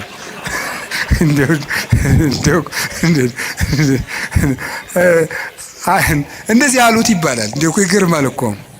እንደዚያ ስላችሁ ጊዜ ግን እኛ ሴት ጠፍቶ ነው የመነኮስን ማለት አይደለም። እሺ እንደው እናንተ እኮ ክፎች ናችሁ። እንደው እንደዚያ እንዳትወስዱት ደግሞ ማለት ነው።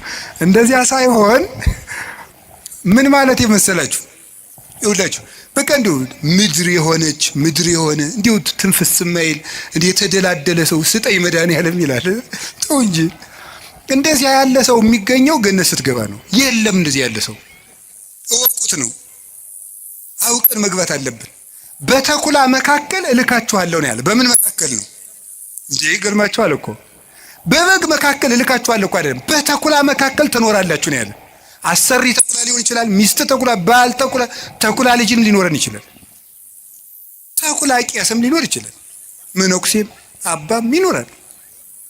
በእነዚህ መካከል እንዲሁ መድኃኒዓለም አቤት እንዲሁ ቢላችሁ ራሱ የምትሉት እነዚህን ክፉ ክፉ ቄሶች እንዲሁ ምጥጥ ብታደርጋቸው አያደርግም።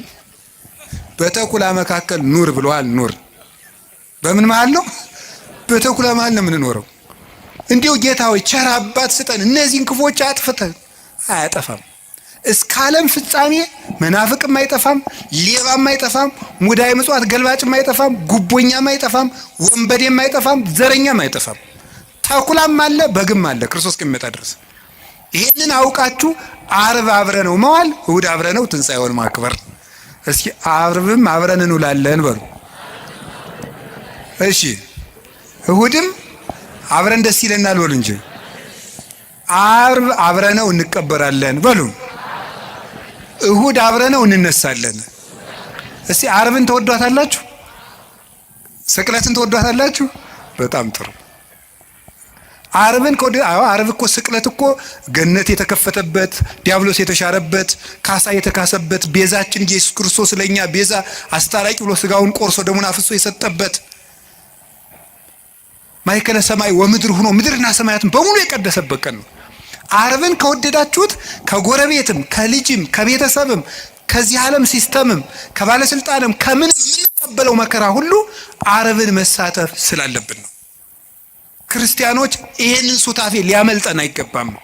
እንዲያውም መንግስተ ሰማያት ከዮሐንስ መጥምቅ እስከ ዛሬ ተገፍታለች አለና ምንድን ነው ያለ? ግፏን ይትማሰጥዋ፣ ግፈኞች ይነጣጠቋታል ይላል። ይሄን ምን ይላሉ? መከራ አይለፈን ብለው ልክ የተራቡ ሰዎች የሚወዱትን ምግብ እየተነጣጠቁ የሚመሩት መከራውን እየተነጣጠቁ ትሩፋቱን የሚሰሩት ናቸው። እነ ቅዱስ ፋሲለደስ እኮ ምንድን ያሉት መስላችሁ? ይሄ ዲዮቅልጥያኖስን እንዲህ አሉት፣ እኛ ክርስቶስ እናምናለን አለ። አንተ ታምናለህ? አታምንም? አናምንም። አላምንም አለ። ከዛ ምን አሉት መሰላችሁ? ክርስቶስን የሚያምንን ሰው እምትገልድ ሰው አይደለህ፣ እኛን የማትገለን ከሆነን አንተን እንገላለን አሉት። እንዴ ምን ማለት ነው ይሄ? ክርስቶስን የሚያምን ሰው ይገላል። እነሱን ግን በስልጣናቸው ፈልቶ እነሱ ሰማዕትነትን እየፈለጉ አልገላቸዋል። ክርስቶስን የሚያምነውን ሁሉ ክርስቲያኖች ከገደልክ እኛም ክርስቲያኖች ነን፣ ክርስቲያኖች ያንን ለምን የማትገደል ብሎ እንዲገላቸው ያስፈራሩት ነበር። ሰማዕትነትን ከመውደዳቸው የተነሳ ማለት ነው። ስለዚህ ከክርስቶስ ጋር መሳተፍ እንዴት እድል ነው። ቅዱስ ጳውሎስ ምንድን ነው ያለ መሰላችሁ? ቢቻለኝስ በሞቱም እንኳን ልመስለው እወዳለሁ ነው ያለ። ቢቻለኝ በሞቱም ልመስለው እወዳለሁ። ለምን? የትንሣኤውን ኃይል አውቃለሁና፣ አብሬው እንደምነሳ አውቃለሁና። ስለዚህ ምንም ነገር በሽታ ሊሆን ይችላል፣ ማጣት ሊሆን ይችላል፣ እንግልት ሊሆን ይችላል፣ መገፋት ሊሆን ይችላል፣ ስም መጥፋት ሊሆን ይችላል። ዓርብ ነው። ማጣት ከሆነ ልጆቻችሁ ሞተውባችሁ ወይም ጥለዋችሁ ሄደው ክደዋችሁ ከሆነ የወለዶቻቸው መናፍቅ ሊሆኑ ይችላሉ። ጠብቁ። ግን ልጆቻችሁ ቢክዷችሁ ክርስቶስም ልጆቹ ክደውት ብለዋል። ዓርብ ክደውት ነው ያሉ። ከአንድ ከቅዱስ ዮሐንስ በቀር አናውቀውም ብለዋል። አታችሁ ከሆነ ክርስቶስም ልብሱን አጥቶ ተገፎ ነው ያለው። ስማችሁ ተጠፍቶ ከሆነ ክብር ምስጋና ይገውና ወንበኔ ሲባል ሲሰደብ ነው ያለው። ስሙ ኢየሱስም ሲሰደብ ውሏል። ቆስላችሁት ከሆነ የማይድን በሽታ ይዟችሁ ከሆነ እሱ ሲቆስል ነው ያለው። ይሄ ነው እሱ ጋር ነው የተሰቀል ነው። ስንጠመቅ እኮ ይውላችሁ ውሃ ውስጥ ቄሱ እንዲህ አድርጎ ውሃ ውስጥ የሚጨምረን ዋናው ምክንያት ምንድን ነው? ከክርስቶስ ጋር ተቀብረናል ማለት ነው። ብቅ የሚያደርገን ደግሞ ከክርስቶስ ጋር ተነስተናል። ከክርስቶስ ጋር ሱታፌ ነው እና ቅዱስ ጊዮርጊስ ያለው ምንድን ነው? መከራህን ስላሳተፍከኝ አመሰግናለሁ ነበር የሚለው። አንድ መከራ ተቀብሎ ሲጨርስ፣ ቅድስት አርሴማ በእሳት ውስጥ ስትወርውራ ስትጨርስ፣ አንበሳ ተወርውራ ገርፈዋት ደብድበዋ ሲጨርሱ ጌታዬ ኢየሱስ ክርስቶስ መከራህን ስላሳተፍከኝ አመሰግናለሁ። አቡነ ተክለ ሃይማኖት የምታርፍበት ጊዜ ደርሷል ሲላቸው ጌታ መጥቶ ጌታዬ ኢየሱስ ክርስቶስ የምትወደኝ ከሆነ የዕለተ ዓርብ ውሎህን እንደ ቅዱስ ጊዮርጊስ አሳትፈኝ ነው ያሉት። ይህንን ተሳትፍ ሱታፌ ይፈልጉታል። ከክርስቶስ ጋር የሞተ ዘሐመ ምስለ ክርስቶስ ይነግስ ምስለ ክርስቶስ።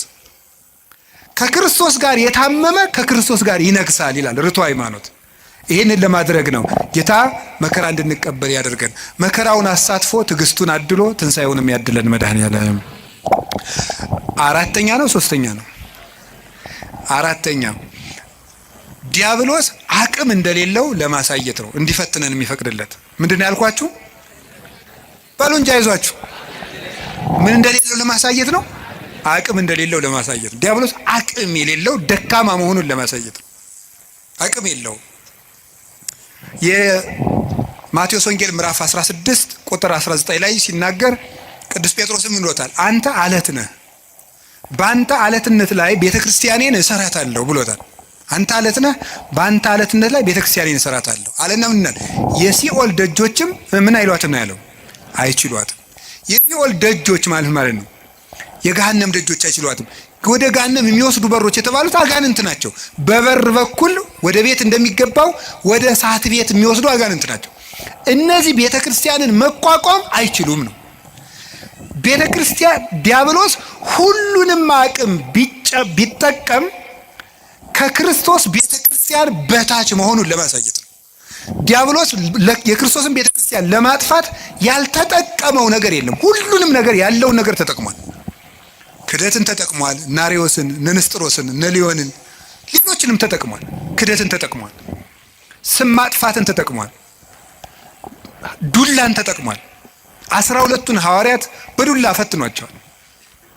ቶማስን ቆዳውን በማስገፈፍ፣ ቅዱስ ጴጥሮስን ዘቅዝቆ በማሰቀል፣ ቅዱስ ጳውሎስን አንገቱን በማስቆረጥ፣ ቅዱስ ዮሐንስን የፈላ በርሜል ውስጥ በመክተት፣ ቅዱስ ማትያስን እንደ አውሬ ሰው በሚበሉ ሰዎች ሀገር በመውሰድ ስጋውን ሊበሉት በመፈለግ ሁሉ አጋንንት ያደረባቸው ሰዎች በጣም ብዙ መከራ ተጠቅሟል። አሁንም የምታዩት ነው። በዘመነ ሰማዕታት 40 ዘመን ክርስቲያኖች እንዲሰቃዩ በሐዋርያውያን አበው ዘመን፣ በሐዋርያት ዘመን ሲያልፍ በሐዋርያውያን አበው ዘመን እነ ቅዱስ አግናጢዮስ በተራበ አንበሳ እንዲበሉ በማድረግ እነ ቅዱስ ጊዮርጊስ እነ ቅዱስ ፋሲለደስ የተቀበሉትን መከራ ታውቃላችሁ።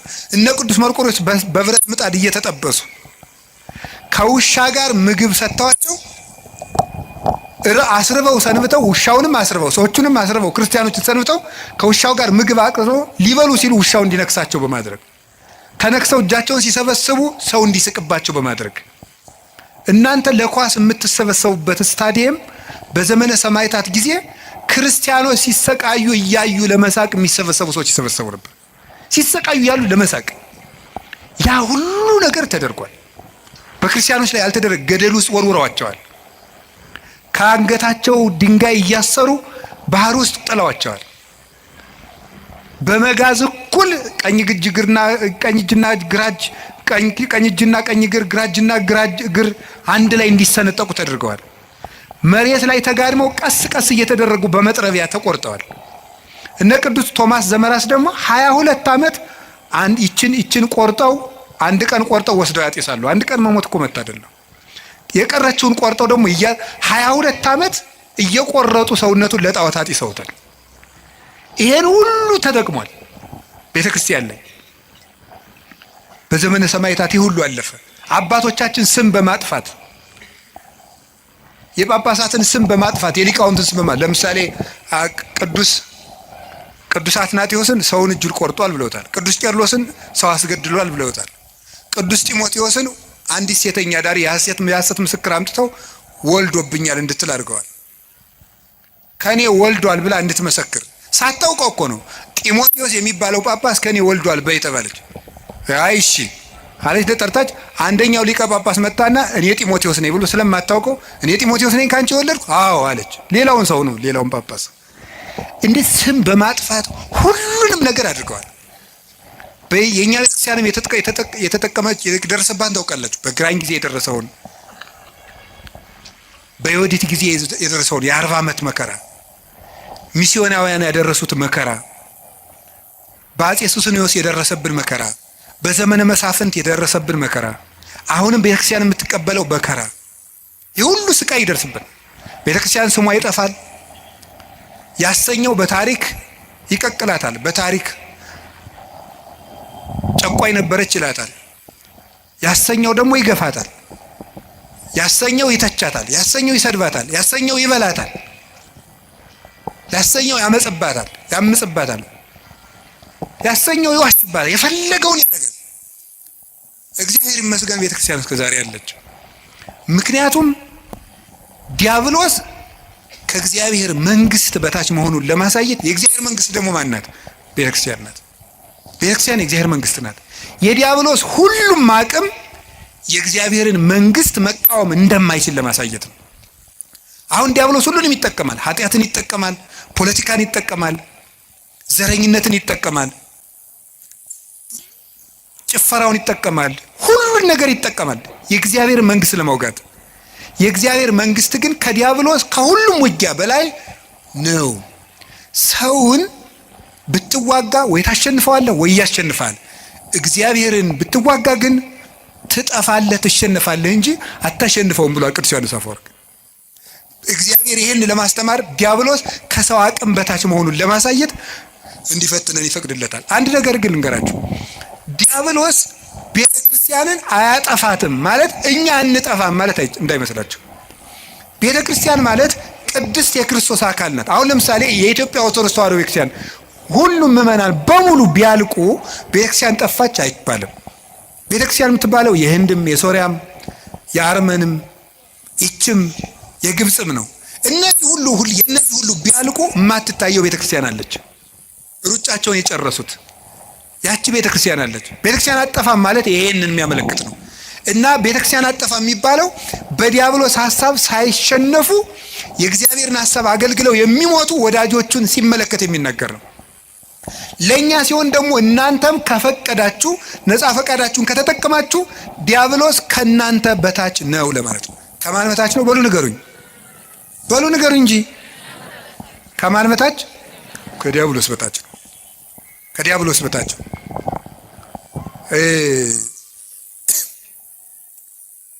በጉልበት ያልተቻለ በእግዚአብሔር ይቻላል። ዲያብሎስ አሁን ዛሬ በጣም እኔ የገረመኝ በዚህ ዘመን የሚመጡ ሰዎች አንዳንዶቹ ምን ያደርጋሉ መሰላችሁ? ሁልጊዜ በቃ ሰይጣንን እንደማንችለው ያወሩናል። ሰይጣንን በቃ አንችለውም፣ በሆነ ታምራት ካልሆነ ሰይጣን እንዳይችል። ሰይጣን ከማንም ክርስቲያን በታች ነው። በሉ በሞት ይበሉላችሁ። ሰይጣን በሉ ከማንም ክርስቲያን በታች ምንድን ነው? በቃ እናንተ ሁላችሁም ክርስቲያኖች በሙሉ ምዕመናን በሙሉ ዲያብሎስን የማሸነፍ ስልጣን አለን። ፊልጵስዩስ ምዕራፍ 4 ቁጥር 6 ላይ ኩሎ እክል በዘውእቱ አክህለኒ ክርስቶስ፣ ኃይልን በሚሰጠኝ በክርስቶስ ሁሉን እችላለሁ። እስኪ በሉ ኃይልን በሚሰጠኝ በሉ በክርስቶስ በማን? በክርስቶስ ሁሉን እችላለሁ። ሁሉ ካለ ዘያምን ለሚያምን ሁሉ ይቻላል፣ የሚሳናችሁ ምንም የለም ብሎናል እኮ ክርስቶስ። የሚሳናችሁ ምንም የለም። ማንኛውም ክርስቲያን አማትቦ ጸልዮ ዲያብሎስን ማሸነፍ ይችላል። ግን አንድ ነገር ልንገራችሁ፣ በጸሎት የብዛት ዲያብሎስን አሸንፈዋለሁ ማለት ቀልድ ነው እንዴ? ምን ማለት ነው? ምን ማለት እንዴ? ጸሎት ሰይጣንን አያሸንፍም እያልክ ነው? አላልኩም። ሰይጣንን የሚያሸንፍልን እግዚአብሔር እንጂ ጸሎታችን አይደለም። ገብቷችኋል? የምንጸልየው ከእግዚአብሔር ጋር ለመሆን ነው እንጂ ዲያብሎስን ለመዋጋት አይደለም። አሁን ግልጽ ሆኖላችኋል? በገዳም መነኮሳት እንደመነኮሱ ገዳም እንደገቡ ምን ይሆናል መሰላችሁ? ወዲያው እንደመነኮሱ አካባቢ እንሽላሊት ምናምን እየመጣ ያስፈራራቸዋል። በጣም ክፉ ነው። እንሽላሊቱ እያለ ሁሉ ያስፈራራቸዋል። እንዲያው ምንኩስና አሁን እንደዚህ መሽለምለም እንዳይመስላችሁ ቢጫ አድርጎ እንደገባ ነው ስቃይ። አሁን ከፈለገ ምን ያደርገው? እንሽላሊቱን ሲጸልይ ፊት ለፊቱ እንሽላሊት ይመጣል። ከዛ ሲበላ ደግሞ የቅድሙን እንሽላሊት ነው እኮ የምትበላ ይለዋል ሰይጣን። ጦሙን እንዲውል ስለሚፈልግ ማለት ነው። ይዋጋዋል። እና ጀማሪ መነኩሴ ያልገባው ፈሊጥ ያላወቀው ምን ይላል መሰላችሁ? እንሽላሊቱ ማታ ሲመጣ ምንድን ነው የሚያደርገው? ፍካሬ ዘጻድቃን ወዛጣን መዝሙር ዘዳዊት ሃሌሉያ ሲል እንሽላሊቱ አላለቀም፣ አልሄድም አለ። ዞር ብሎ ያየዋል ደግሞ አለ ነው 150 ነው የምዘልቀው ዛሬ ሰብህ ወለእግዚአብሔር በቅዱሳኑ አልሄድም። በቃ እንደዚያ እያደረገ አይደል ነው። አሁን ደግሞ እስቲ እንታያለን። በስግደት ደግሞ 300 ሲሰግድ አለ። ለምንድን ነው የማይሸሸው ሲባል ይሄ ሰውዬ በሐሳቡ በምኑ ነው አሸንፈዋለሁ ብሎ የሚያስበው? በጸሎት በእግዚአብሔር ቸርነት ቢል ግን አንድ አቡነ ዘበሰማያት እንዳለ ይጠፋል። ስለዚህ ክርስቶስ ተኮር ክርስትና እንጂ ሰይጣን ተኮር ክርስትና የለም። ገባችሁ? ክርስቶስን ለማግኘት ጸልዩ እንጂ ሰይጣንን ለማሸነፍ እያላችሁ አትጸልዩ። አንድ አባት ያልተናገረዋል። አንድ የበረሃ አባት ሰይጣንን እያሰብክ የምትጸልይ ከሆነ አታሸንፈውም፣ በጉልበት አትሸንፈውም። እንዲሁም ምን ብሎ ይናገር 20ኛው ክፍለ ዘመን ላይ የጻፈ አባት ነው እና ምን ብሎ ይናገር መስላችሁ? አንተ ጥይት ብትተኩስ እሱ ኒውክሊየር ይተኩሳል ይላል። ከ50 ዓመት በፊት የተጻፈ መጽሐፍ ነው። ሰይጣንን ለማሸነፍ አንተ ጥይት ተኩስ ኒውክሊየር ተኩሳል። ለምን? የ7000 ዓመት የውጊያ ልምድ ያለው ጀግና ነው እሱ። አይሆንልህም። ሰይጣንን በጉልበት አሸንፉ። በቀን 400 ሰግዳለሁ ሰይጣንን እቀጠቅጠዋል ይላል አንዳንዱ። ወረጣው 4 ሚሊዮን አድርገው አትቀጠቅጠው። ስግደት ቀንሶ አላልኩም፣ ስንፍናም አላስተማርኩም። በደንብ እንድትሰሙኝ ስለምፈልግ ግን በስግደታችን ብዛት በጸሎታችን ብዛት እናሸንፋለን ማለት ትዕቢት ነው። የሚያሸንፈው ማን ነው? ንገሩን። እግዚአብሔር ነው የሚያሸንፈው። እኔ ምክሉ ቅዱስ እንጦንስን እኮ መጡ። ቅዱስ እንጦንስ ከባቱ ከሚጸልዩበት መሃል ምን መስሉ? አጋንንት በሙሉ የሰውዬ እንግዲህ ብለው ማስወጣት ሳቃታቸው ቢሉ አንድ ቀን እስቲ አውሬውን እንሆንበትና እንደራጅና አሉ። ተደራጅተው ምን ወጡ? አንተ እባቡን፣ አንተ ደግሞ አይጥሁን፣ አንተ ደግሞ እንዲስቅ ይሆነ አንድ እንደው ይገርማል እኮ አባ ፓምቦ የሚባለው ሰይጣን ራሱ ለመፈተን አባ ፓምቦ የሚባለውን አባት ለመፈተን ሰይጣን ምናል በጣም ብዙ ሺህ አጋንንት አልስቅም ብሎ አርምሞ ያዘ አባት ነው። በጣም ብዙ ሺህ አጋንንት አንድ ብርሌ ማንሳት አቅቷቸው ያሳዩታል፣ እንዲስቅ ማለት ነው። እሱ ግን መሳቁን ትቶም እንዳለ ታውቃላችሁ። ይሄ የሚያሳየው አቅመ ቢስነታችሁን ነው አላቸው። እንኳን ሊስቅ ማለት ነው። ሰይጣን በማሳቅም በምን ስልቱ ብዙ ነው። ወደ እንጦንስ ሲመጡ ዘንዶ ሆኖ ይመጣል፣ እንደ እባብ የሚያፏጫል። አስባችሁታል መመናን? ዘንዶ ቢመጣባችሁ ዘንዶ ብዙ ሲሆን ከዛ ደግሞ እባብ ቢመጣ ከዛ ደግሞ ጊንጥ ቢመጣ እንደገና ነብር ቢመጣ እንደገና አንበሳ ቢመጣ እንደገና ጅብ ቢመጣ አይጥም ቢመጣ እኔ ራሱ አይጥ ራሱ አሁን ሌሊት አሁን አይጥ መጣ ደህና ናችሁ ብትል አታስፈራም? ያ ሁሉ እንደ ሰው እየተነጋገረ እያፏጨ መጣ። እንዴ እኮ ይገርማል እኮ። ምንድን ነው ያላቸው? ይሄ የሚያሳየው አቅም እንደሌላችሁ ነው አለሱ። አቅም ቢኖራችሁ ኑሮ ለኔ እኮ አንዱ ጅብ ይበቃኛል አላቸው። አቅም ስለሌላችሁ ግን ብዙ ናችሁ መጣችሁ። ይሄ አቅም የላችሁም፣ ግን እኔ አቅም የለኝም ክርስቶስ ይዋጋችሁ እንጂ ሲላቸው ሁሉም ብትን ብለው ጠፉ። ክርስቶስ ይዋጋችሁ፣ እኔ አቅም የሌለኝ ሰው ነኝ በማለቱ ማለት ነው። ስለዚህ እግዚአብሔር ይርዳን ነው እንጂ ተመስገን። እኔ እንደው አንዳንድ ደጋግ ምዕመናን ራሱ ሳገኛችሁ ተመስገን ይሄው 5 ዓመቴ ነው መቁጠሪያ ቆጥራለሁ፣ አብይ ጾም ጾማለሁ፣ ሰይጣንን እየቀጠቀጥኩት ነው። እሱ ነው እየቀጠቀጠ ያለ ጌታዬ። እንደዚህ ማለት በራሱ መቀጥቀጥ እኮ ነው። እውነቴን እኮ ነው። ሰይጣንን ተመስገን ነው እየቀጠቀጥኩት ነው አይባልም። ሰይጣንን የሚቀጠቅጠው ማን ነው? ምን አለ? እግዚአብሔር አምላከ ሰላም ይቀጥቅጦ ለሰላም ታይተ እገሪክሙ፣ የሰላም አምላክ እግዚአብሔር ሰይጣንን ከእግራችሁ በታች ይቀጥቅጠው ብሏል። ሮሜ 16:16 ላይ ዲያብሎስን በጉልበታችን አናሸንፈውም፣ በእግዚአብሔር ቸርነት ግን እናሸንፈዋለን። ስለዚህ ዲያብሎስ ከኛ አቅም በታች ነው፣ በእግዚአብሔር ቸርነት እችላለሁ በሉ። እንትን ካልሄድኩ ሰይጣን አይወጣም፣ እንትን ካልሄድኩ እንትን ሰይጣን አይወጣም እያላችሁ እንደዚህ አትበሉ። ዲያብሎስን ዓለምን የሚያሸንፈው እምነታችንና ከክርስቶስ ጋር መኖራችን ነው። ጌታችን ኢየሱስ ክርስቶስ እውነተኛ ብርሃን ነው። ዲያብሎስ ደግሞ ጨለማ ነው። ብርሃን ደግሞ ጨለማ ባለበት አይኖርም። ወደ ብርሃን ፊታችንን እንዙር። ዲያብሎስ በእኛ ላይ አቅም የለውም እና እጃችሁን አትስጡ። ማንም ሊጫወትባችሁ አይገባም። ይሄ ጠንቋዩ ሁላ እየመጣ እየሮጠ በእውነቱ ሰይጣን ማን ትባላለህ? ሰይፉ ጨንገር የት ነው ያስካት? ትምህርት ቤት ምንድን ነው እንዲህ ያለ ነገር? ነውር አይደለም እንዴ? ማን ነው የደገመባት? ያክስቷ ልጅ እንዴ? ይሄ ነውር አይደለም? እግዚአብሔር እስቲ ጠብ የሚዘራ ታምር ያደርጋል? እስቲ ንገሩኝ በሞቴ ሌላውን ንገሩኝና እግዚአብሔር ሰው እንዲጣላ ይፈልጋል? አሁን አጋንንት በሚለፈልፉበት ስንት ሰው ተጣልቷል። በሞት እየተፈላለገ ነው ያለ። እገሌ ደግሞብኝ ነው ሀብት ያሳካልኛል፣ እገሌ ደግሞብኝ ነው ትምህርት ሳይሳካ ይቀር እየተባለ። እግዚአብሔር እኮ የፍቅር አምላክ ነው። አጋንንትን ሲያወጣ ዝም ብሎ ያወጣቸዋል እንጂ የእግዚአብሔር ታምር ሌላ ችግር ፈጥሮ አይሄድም። ትክክል አይደለም። ስለዚህ የእግዚአብሔር ቤተሰቦች አጋንንትን የምንዋጋው ከእግዚአብሔር ጋር በመሆን ነው። ከማን ጋር ነው? ከእግዚአብሔር ጋር የምንሆነው ምንድን ነው? የማቴዎስ ወንጌል ምዕራፍ 28 ቁጥር 19 ላይ አነ የሉ ምስሌክሙ እስከ ልቀት ዓለም፣ እኔ እስከ ዓለም ፍጻሜ ከእናንተ ጋር ነኝ ብሏል። ለማን ያላቸው? ለሐዋርያት በሉ። ለማን? እኔ እስከ ዓለም ፍጻሜ ከማን ጋር ነኝ? ሐዋርያት ዛሬ አሉ? በስጋ አሉ?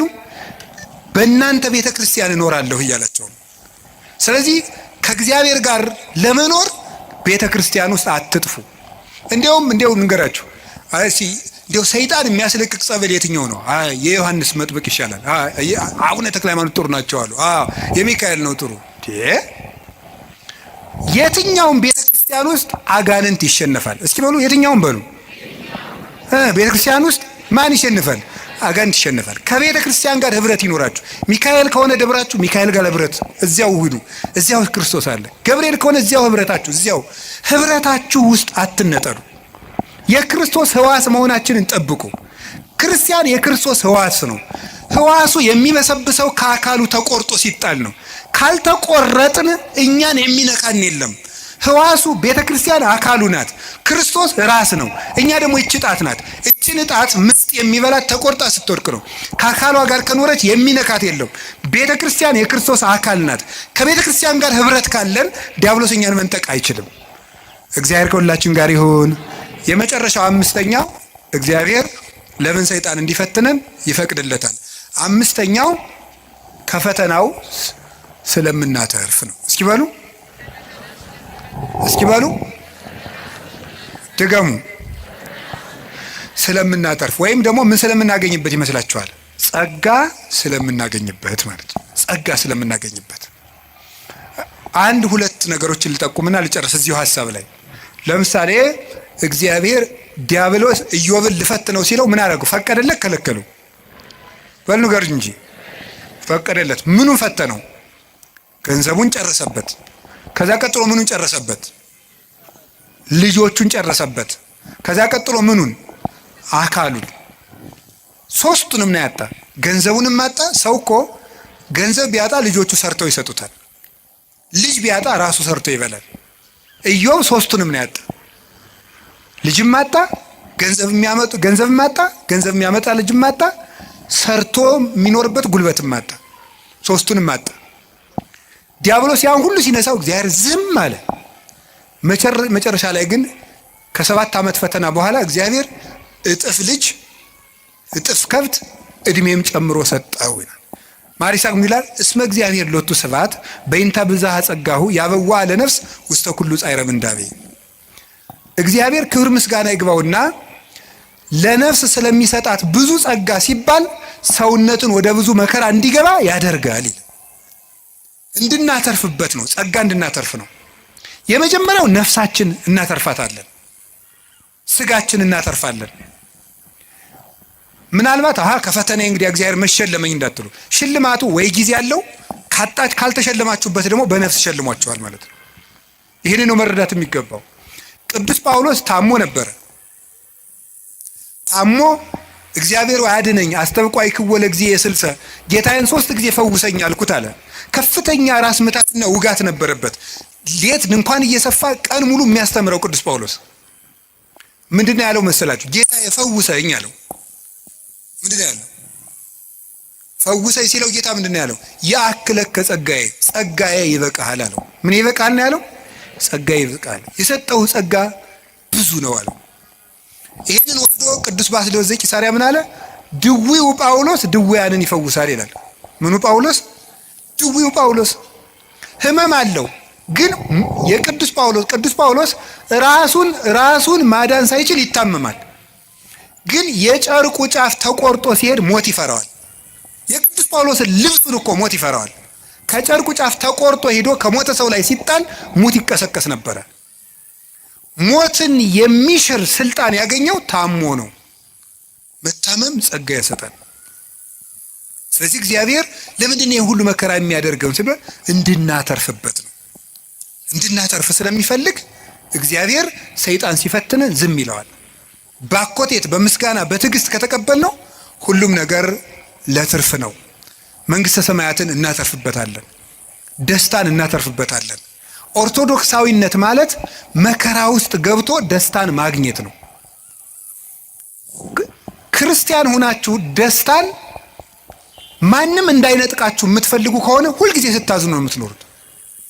ክርስቲያንነት ማለት ዓለም የማይደሰትበትን ነገር መርጦ የማይነጥፍ ደስታ ውስጥ መግባት ነው።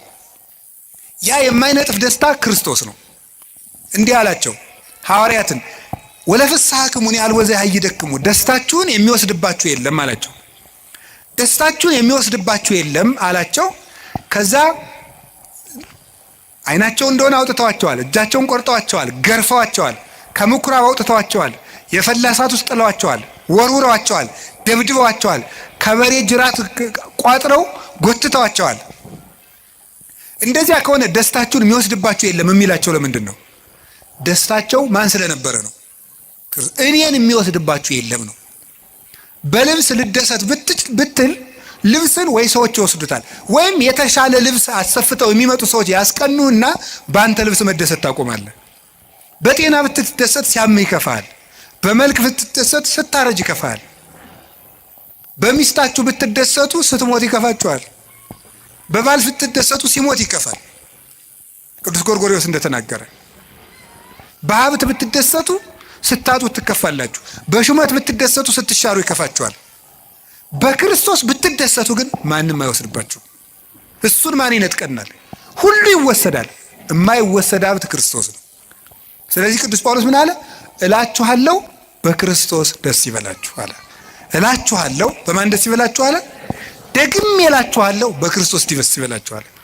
ሁልጊዜ በጌታ ደስ ይበላችሁ አለ። ለምን ነው ሁልጊዜ በጌታ ደስ ይበላችሁ? አሁን ምግብ ሁልጊዜ ማስደሰት ይችላል? እስኪ አሁን ጧት የበላነውን ምግብ ማታ እንደገናም ጧት አያስደስትም። አንድ ልብስ እኮ እንደውም ጥሩ ልብስ የሚያስደስተው አልፈን ስለምንለብሰው ነው። ሁሉ ነገር ሁልጊዜ አያስደስትም። አንድ ቀን ቢያስደስት፣ ክርስቶስ ግን ሁልጊዜ ደስታችን ነው። ይሄን ደስታ ለማግኘት የማያልቅ ደስታ ለማግኘት ጥቂት ደስታዎቻችን እንድናጣ ይፈቅዳል ክርስቶስ። የማይነጥፈው ደስታችን መድኃኔ ዓለም ነው። የልቡናችን ደስታ፣ የነፍሳችን ረሃብ፣ ጥጋባችን፣ የልቡናችን ዘውድ፣ የሰውነታችን ትምክት እርሱ ክርስቶስ ነው። ሁልጊዜ በክርስቶስ ደስ ይበላችሁ። ወስብሐት ለእግዚአብሔር።